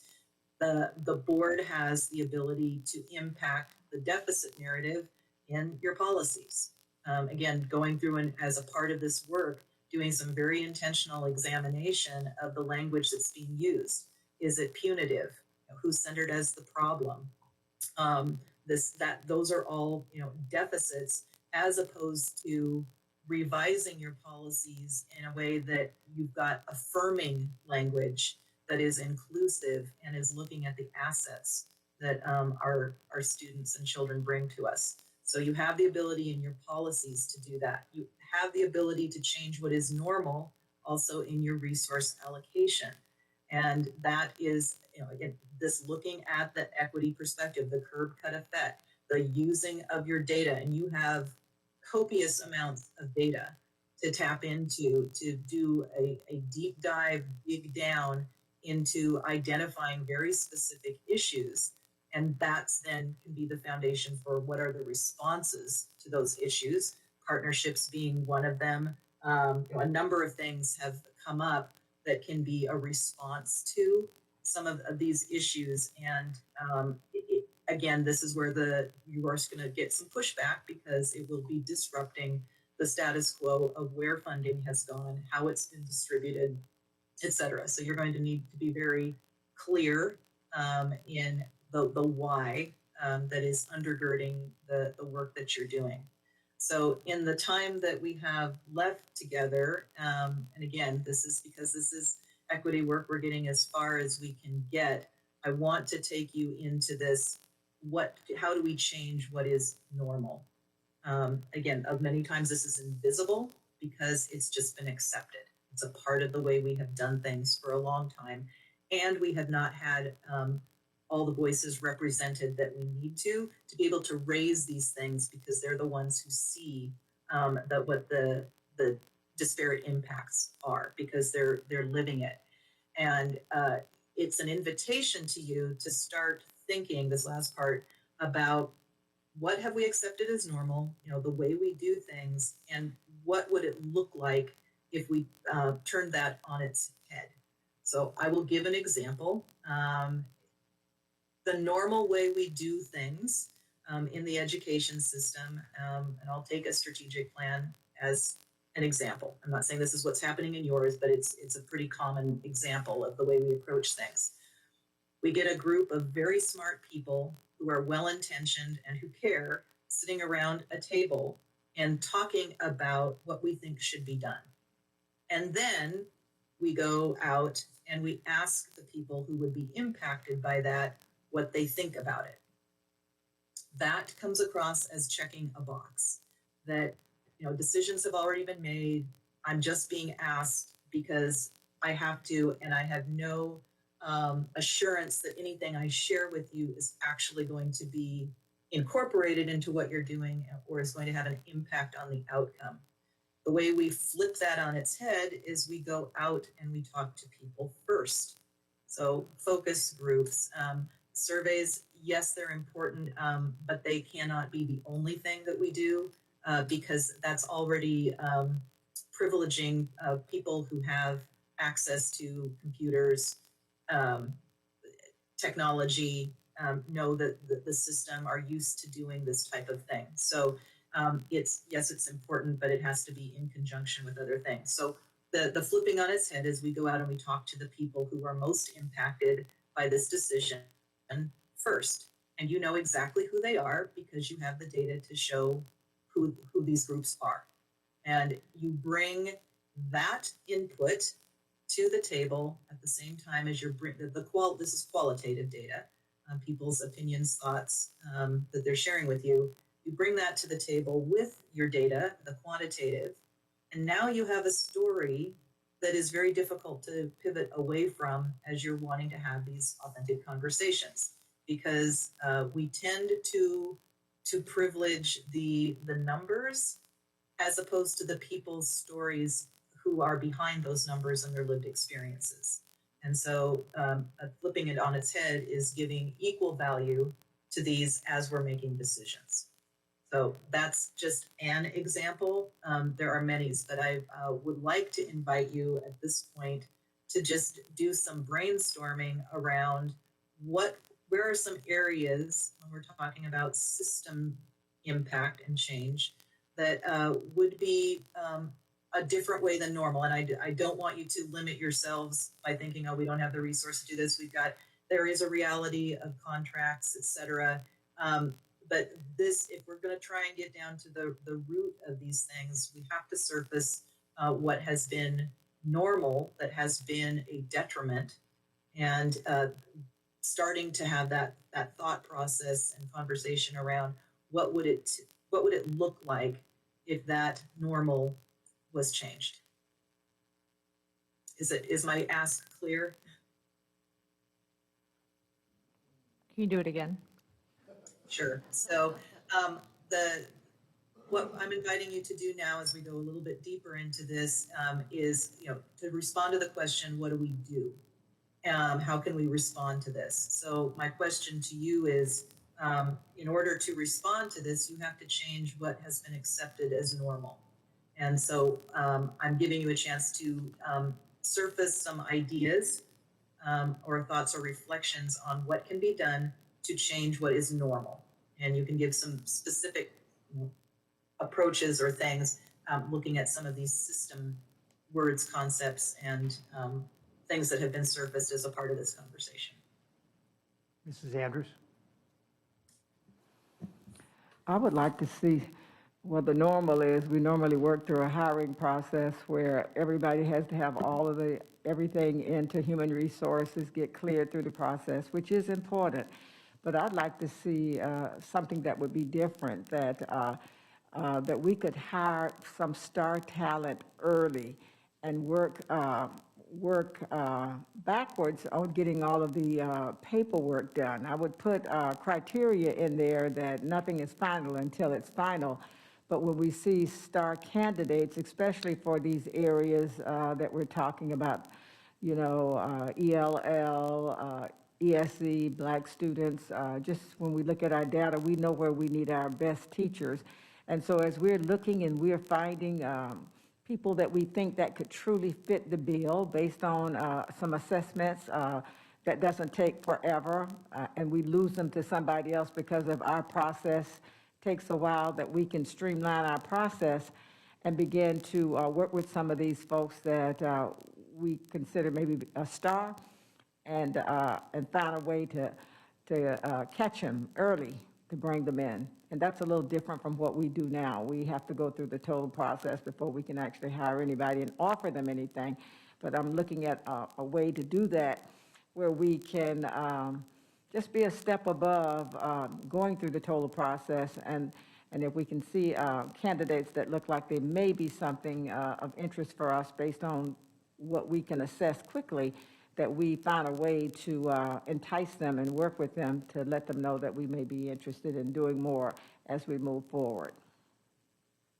I'd like to, for purposes of the note-taking, I want to highlight, because there's going to be some buckets that are going to emerge, and Ms. Andrews has identified a bucket that's pretty critical to your system, and that is around your hiring and retention practices.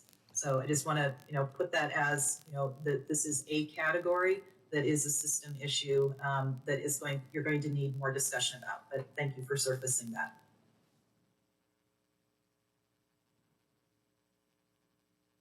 Any other board member want to go?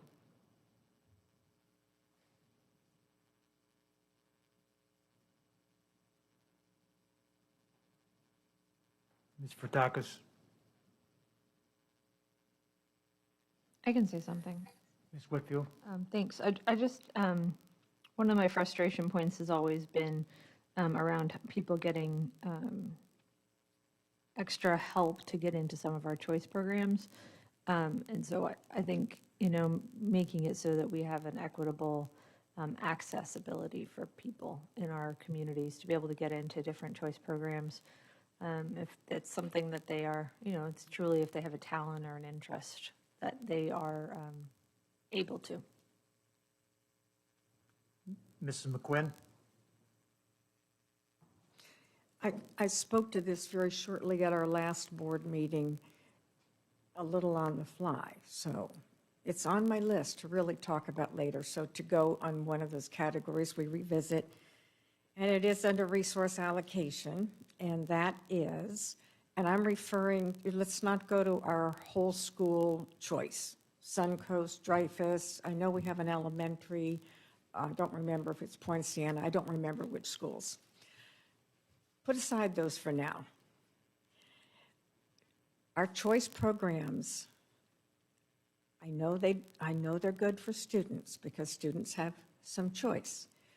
But how much money are we spending on them? And what are the demographics of our students that are in those programs? We're going to have to do that. And you're talking a huge parent outcry. But we have a limited amount of dollars, and so we know we're going to have to reallocate them. And it is normal, I don't know what, for the last 30 years, that we have choice programs / academies. And I think we need to look at the monies that are going into them and the bang for our buck with our low-performing students.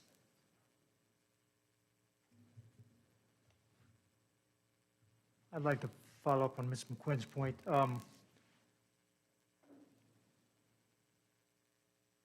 I think one thing that's been made very clear to the board over the years is the difference in the graduation rate, which I know Dr. Robinson has issues with because graduation rates can be manipulated. But there's a huge difference in giving a child a reason to come to school every day, and those programs do that. I think the problem is we're not getting the children that really need the reason to come to school every day. We're not getting a lot of those kids aren't getting pushed into those programs, which we should be doing because the data's clear. I mean, if a kid's is in one of those academy programs, chances are that they're going to come to school every day because they see the light at the end of the tunnel. Or the kid that's not in the academy program says, do I really want to go in today? Because, someday I'll graduate. But so, I mean, I think we need to take a look at the program, but certainly to pull back on it. I think we need to make sure that we're using the academy programs in the best interest of the children, to make sure that the kids that we want to target to get in, to stay in school, we're pushing those children into those programs. And I know I've been trying at Boca Elementary School to get funding. On Boca Elementary, everybody thinks, what's Boca? But it's a Title I school, and it's 400 kids, and they're mostly, it's a free and reduced lunch school. So, I mean, it's not a Boca school, as you would think in your mind.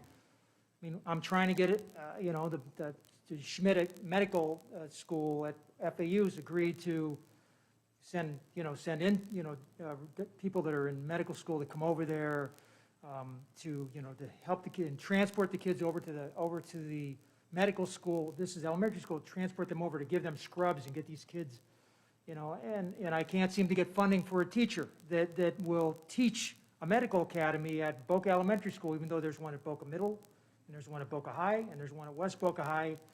So, those kids are the kids that we need to make sure they understand that the world has no limit for them. I mean, they can get into medicine. They can be doctors and nurses or veterinarians or paramedics or whatever that they, but, here's an example of, we have kids that could really use that program.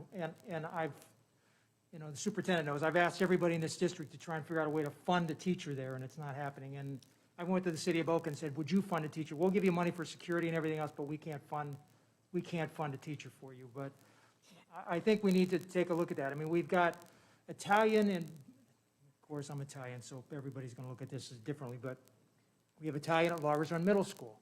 We're fighting like hell to keep an Italian teacher who's here on a visa from the Italian government's paying half of her salary, and it looks like we're not going to be able to keep her because we're not going to be able to get her what she needs to stay in this country. And we have the Japanese prime minister's wife came to Loggers Run Middle School, and the Japanese government will fund teachers, but we're not taking advantage of that. And I've got a whole group of kids that speak Portuguese in a Title I school in my district that has a lot of Brazilian kids, and we have no Portuguese facilitators, but yet probably approach the Portuguese government, we could probably get teachers who would come over here and help us with those kids, but we're not doing that. And, you know, it's frustrating that we can see the needs and there's people out there that want to help us and we're not doing what we want. But again, and sometimes, and I've had issues with the academy program. For example, we have at 3 high schools in my district, we have a culinary program. I mean, really? 3 high schools in one district need a culinary? I mean, we got to be better at how we spread those programs out so that children throughout the entire district have the ability to get into the programs. And we have a limited funding source for those programs. We need to make sure that there's access for kids all the way through the district. So just a quick response. This is a whole workshop, and I knew it would be a hot button. And I don't deny for 1 minute, if one of our schools had a fishing academy, my grandson would be top of the class, okay? But otherwise, he considers any time wasted in class, time in his life he'll never get back. So, in his words. Now, that is just a true statement. Although he's had some awesome teachers. But I mentioned when I did this, and this is why this is a whole workshop. This is a true whole thing. But I mentioned in District 1, we have a newer school that has a pre-med program. And so, I don't even know why, because people must make up addresses. I don't know. All I know is that then the older school had to have a pre-med program. So now we need twice as much money. So we have to look at it as a big picture. I don't deny for 1 minute that we need to give kids a hook to want to come to school. But number one, let's not decide that they're all going to be doctors. Let's ask them what might interest them instead of saying, well, I'm interested in this because I want to go to that school. So I realize this is a whole big thing, and I'm not saying not to have choice and academies at all. But we need to look at where they are, what they are, the students they serve. Thank you very much. We have about 15 more minutes for this section since I need to end you at 5 o'clock. So I just want to make sure that every board member is having a chance to surface thoughts around what would it mean to change what is normal. All right, so I have Mrs. Andrews and Dr. Robinson. Thank you. I would like to see us have, and I love what you said, Mary, about a partnership school. If we call, I'm looking for to utilize our facilities better. We have our facilities closed down in the late afternoon, Saturdays, they're sitting there. And we have in certain areas that we're talking about right here with this data, so many children that need so much help. We have a lot of retired teachers and community partners that would love to maybe come together with some type of program where we can actually provide opportunities for these children to get more learning, more instruction, when they're really sitting home many times on Saturday with nothing to do. So I would love to see us provide a way to open our buildings on certain days when we close them down to give the children an opportunity to get more instruction and more help. Dr. Robinson. Thank you. So, okay, so we're talking about the things we want to turn upside down, right? That's the, okay. So with these career academies, can we please stop creating career academies in order to create well-trained employees for other people? because that's what we did, right? And our young people, they don't hear that language. They hear entrepreneurship, right? That's why we don't have a fishing academy, because we don't have a whole bunch of businesses that want to hire people at low wages to fish to make money for them, right? But we do that in all these other fields. And so I'm just saying, in this next visioning on what we're going to do, we need to understand. I get that young people need to have some experiences so that they can then have their own business, but that is not how we created our choice programs. We created them based upon what the business community wanted. And I think we need to understand that that can not always be at least what I want for our young people. So when we were outlining the programming for Village Center, we talked about the intersection between high wage and high demand. Not just this high demand thing, because we're gonna need a whole bunch of nurses' aides, but you can't feed your family on that. And so I just want us to keep that in our minds as we move forward. So, but let me tell you what else I want us to look at. Now, this will cause heartburn. When we had this choice workshop, I want us to consider, since we understand that some children come to school because of this engaging program and how important it is for them to be engaged, why don't we prioritize the children who formerly have been performing at level 1 to get into the choice program that they want? Let's get them priority, since we're trying to get them to engage and move forward. And then the other thing I want to add is that we now use handshake in HR, right? And so, like, we need to just like go after it. Like, who are we looking for? We're looking for black male teachers. Let's find every black male education major that is like, they're a junior, and start recruiting them and telling them that Palm Beach is the best place for them to be. Let's see what monies we can get from somebody to entice them to come, whatever else it is. But we have a doggone database to search for who we want, right? We can search for kids who graduated from Atlantic High School and are now biology majors, okay? Like, we can search for them, right? So let's decide who we want, and let's go after them like we're a Fortune 500 company, and we really want this talent here. Let's act like we want them. And I'm just telling you, y'all need to ask Ms. Andrews how to recruit people, because Ms. Andrews, I'm telling you, was the all-star recruiter for Palm Beach County Schools, and I can't tell you how many people told me Ms. Andrews recruited them, right? So whatever that touch is, if we need to have handshake help us with that. And then the other thing we need to do is start using stuff like Indeed to get those second career people, right? So we want to have these career academies and all this. Let's get the second, because they have lifetime experience.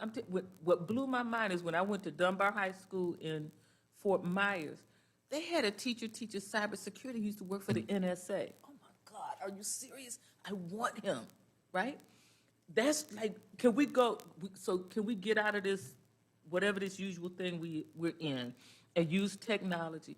All the college kids are on handshake. I ask college kids if they're on handshake. They look at me like I am stupid. Of course we're on handshake. Like, okay, so let's go get them. Let's go get them. Okay. Vice Chairwoman Would Brill. love to. Just want to make sure Ms. Ayala and Ms. Brill have an opportunity to share. Yep, I'm just getting to Ms. Brill now. Thank you. So my mind is going to a different place, and it's saying that at some point we have to talk also about the whole child, because the fact of the matter is we have children that are coming to school hungry, children who, once they're able to be evicted after COVID and they lift a lot of the restrictions, will wind up homeless. There are schools like Village Academy, which has wraparound services. As we look to provide equity, even we are in the education business, but we cannot take for granted that some of our children are going through these issues in their home, and we have to find a way to help them. Also, our caregiving youth. Children are going to come back to us with a lot of mental health issues. we're going to see a different kind of child in many instances come back to us. So at some point, I think we have to talk about that piece. It's very basic, but it's something that, for me, is a critical part of our providing equity for our students. Ms. Ayala? Thank you. Okay, so this was a great discussion, as usual. Thank you, Mary. The question of how do we change what is normal? So that means that what's been done, as you've told us, needs to be undone. So thinking through some things and comments my colleagues have been making, some suggestions and some situations I foresee as success. One is increasing the expectations and accountability of our entire district. So that's one. Two is to work hand in hand with all of our unions, but particularly our CTA and our SEIU, because they're front-facing to our students, and they are often, they feel like they're left out of decision-making and conversations, and they're not wrong. So how are we working hand in hand with them to make sure that they don't feel like, oh, the calendar vote completely left me, you know, confused, but there was a whole process, and are we doing everything we can to engage everyone at every stage in the decisions that we make? Just working hand in hand with them, because they have to be part of that success. Another would be, I think Dr. Fenoy brought it up earlier, is, or maybe you did or didn't, I thought I heard you say it, where as a district, we have an insular mindset. And that's this creation of a structure for success. And that's what works, but that's not working for everyone. So how do we increase our worldview to be wider and include our community to make sure that we're not just making decisions that we foresee as successful to us from our limited perspective as a board? Next would be to support and encourage the continuous and collective organizational leadership development. And that's been brought up a lot today. And that comes from our HR, which builds our culture. And you mentioned culture is district-wide, but culture is also in every one of our almost 200 schools that we serve every single day, because the culture starts from the leadership of that school. And you see it and feel it, and you recognize it as soon as you go into that school. Myself, I've been visiting every single school within District 2 and some outside of District 2. I'm about halfway through my schools, and so Ms. Andrews mentioned being in the community. You got to be there to know what's going on. You got to see what the needs are. You got to be able to talk to the students and be able to talk to the educators and everyone there to know how you can be helpful, how we as a district can be helpful. Next is we need to build trust with our entire community. And you know what really hurts my feelings, and you said, quote unquote, those students and those schools, is that I represent a district that is exactly that to a lot of people, and I don't accept it. So we're going to change that narrative, because the people in those buildings, the students in those buildings, are just as excellent and capable of success as any kid in this district, and everyone is going to know that.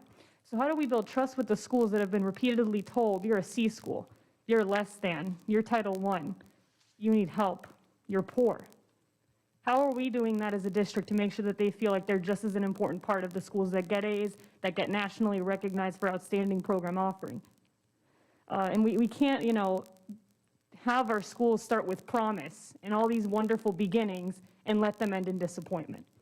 I think that we need to do absolutely everything we can to that. And to that end, I had an idea as we were talking about when you said, let's flip it on its head and say, how do we go to the community before we get up there and talk about it as a district and as a board?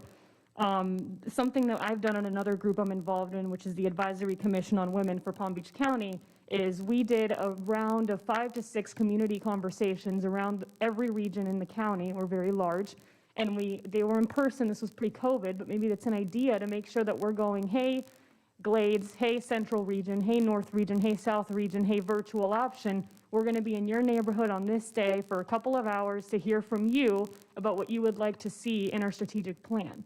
Maybe that's the way that we get ahead of it and we get community involvement instead of just a survey that is one time. Because something else that I thought through was we need to, you know, provide opportunity for continuous feedback and discussion, not just a one-stop shop of here's one survey, thank you for your time. That's all we needed to hear from you, and we keep moving. So how are we doing that as a district? And I know that our comms team and they're doing a lot of great work to showcase what we're doing and showcase what we have to offer. But I'm talking about person to person, not just a large vision of what the district does. Personal touch is very important. And finally, I've been really quiet now. I've been saving up all these thoughts, so I feel like I've been talking forever. But finally, I wanted to talk about how we align our time as a board. And everything we do needs to be coherent or in line with what our vision is as a board. So if we're going to sit and lay out priorities and we're going to sit and lay out movement towards equity, which is something that everyone here has been wanting to accomplish or at least get closer to their whole time serving on this body, is everything we're doing at business meetings, at workshops, at board meetings, in the community aligning with that? Are our people and our spaces aligning with that? So all of these things came to me as we were having this conversation. I found this really good for us as a board. I hope everyone else did too. And thank you as always for your time, Mary. Ms. Furtakis? Thank you. Thank you. And I'd like to give Superintendent Fenoy an opportunity also, if you have anything you'd like to add to the list we are generating.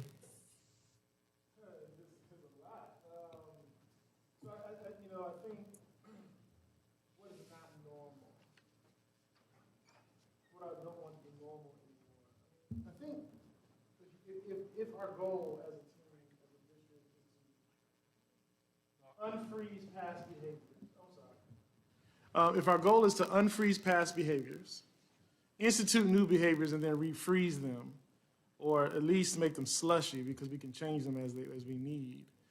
I think that's interesting because I think we'd have to do an analysis from the board dais all the way down to the person who cuts the grass. And I'm serious as a heart attack about this, because again, the first word that pops up on this thing is the culture. Those of us in power control the culture. How we interact with our employees, what we say to our employees, what we don't say, how we interact. These, we're all human beings in this work, right? And so what happens, that energy, lack of caring, ignoring, whatever it is, will permeate through the organization. So I think for me, what I would like to be normal, or not normal anymore, is that we as a governance team act as individuals. I don't want that to be normal anymore. I would like for us to have a vision as an organization, and then once the gavel is sounded, to not have all the factions then go off and do their regular business. That's what I don't want to be normal, because it's confusing and it's hard for staff to figure out where they're going if I'm going to get a call from my long-term friend on the board, or my relationship with the superintendent is going to allow me to do this when it is contrary to the larger collective vision of the organization, because all it does is keep the organization exactly where it's always been. Because no one sees it, because if they don't see us change, then why the heck should they change? And I think that's part of our struggle as an organization, is truly saying, there's a crass term that I use, but I'll just make it better. Like, sometimes you have to stand in the mirror, but completely naked, and look at yourself first and ask the question, am I contributing to all of these things that seem to be getting in the way of the change? And until we're able to do that, I think it's going to be very difficult. That's what I want to become normal, is that we're constantly in the mirror, unclothed, and looking at ourselves and asking, how am I exacerbating, facilitating, or continuing a legacy that may be preventing us from getting where we want to go? Dr. you Rob, for that. Ms. Furtakis, I have a couple board members. Do we have time, or would you rather? If they can keep it to 1 minute each, that would be, then, so we can get you out on time with the wrap up I need Okay, to Dr. do. Robbins, this is a big ask. Can you keep it to, big ask? Can you keep it to 1 minute? So, Dr. Fenoy, I understand what you're saying, but I think that what you're asking is something that I'm gonna say I'm not sure I know how to do. So, because I ask other people, am I drinking the Kool-Aid, right? And so, and you know that I've said to you, have I done that, right? And so I think what we have to do is try to establish a culture of respect where we can essentially respectfully call each other out, okay? And to point out, to hold up the mirror and say, do you see it? Because I don't think we can expect people to see themselves in their whole totality. I mean, it's just, we've learned not to do that over time. Ms. McQuinn? This is really looking at going forward. One of the things I think it's under the whys, but we did not have board discussion on the data from our March 3rd workshop. Is that something we can do? I really, and if it's nothing more than, I think less is more sometimes, to at least decide what in this data, because it's great, what is it that we want to focus on and drill down on? That's it. Thank you. Ms. Ayala? Mary, is it correct that we'll be reviewing that data at the end of the month? Yes, you're going to be, I gave you the opportunity if you wanted to bring in data in this session that you could do that also. And the data that you have is going to be, it's in your binder because these are pieces that need to be informing what you're doing moving forward. So now would be a good time to put up the last slide because it gets to what you're talking about. I do want to, I think what Dr. Fenoy said is a really, really great place to leave with this conversation, and I'm glad this was raised because we can't do this. When we're talking about culture, that is everybody. It's everybody in the entire system. So it's including the board. And in some ways, the board superintendent team have a greater responsibility than other members of the system because you are in the positionality of setting the tone, of setting the direction, of setting the expectations, of modeling the behavior. And if people see you doing things, then you should absolutely expect that they're going to do the same thing. Because if it's okay for the people in power to do it, then it must be okay for me to do it, and that's the way we do things here. So I would encourage you to be thinking of that image of holding up a mirror to ourselves. And I'll share with you something that our board did regularly when an issue would come up. One of the first questions we would ask is, it was in the framework of not pointing the fingers elsewhere, we pointed the fingers at ourselves. And we asked the question, what did we do that has contributed to this situation that we're in right now? What is it about what we've supported, our policies, our resource allocation, our personal behaviors? What have we done? Because we have to own that. And that's what leaders do. And that's why we're in the positions that we're in. There's a lot of responsibility that comes with that. And if we're setting the tone by pointing the finger at ourselves first and what is our role in it, we're now enabling others to do the same thing, because then that becomes part of your culture change, that this is the way that we do things. And so I wanted to do that as a bit of the wrap-up piece, but let's go to this framing, which gets to Ms. Ayala's question with data.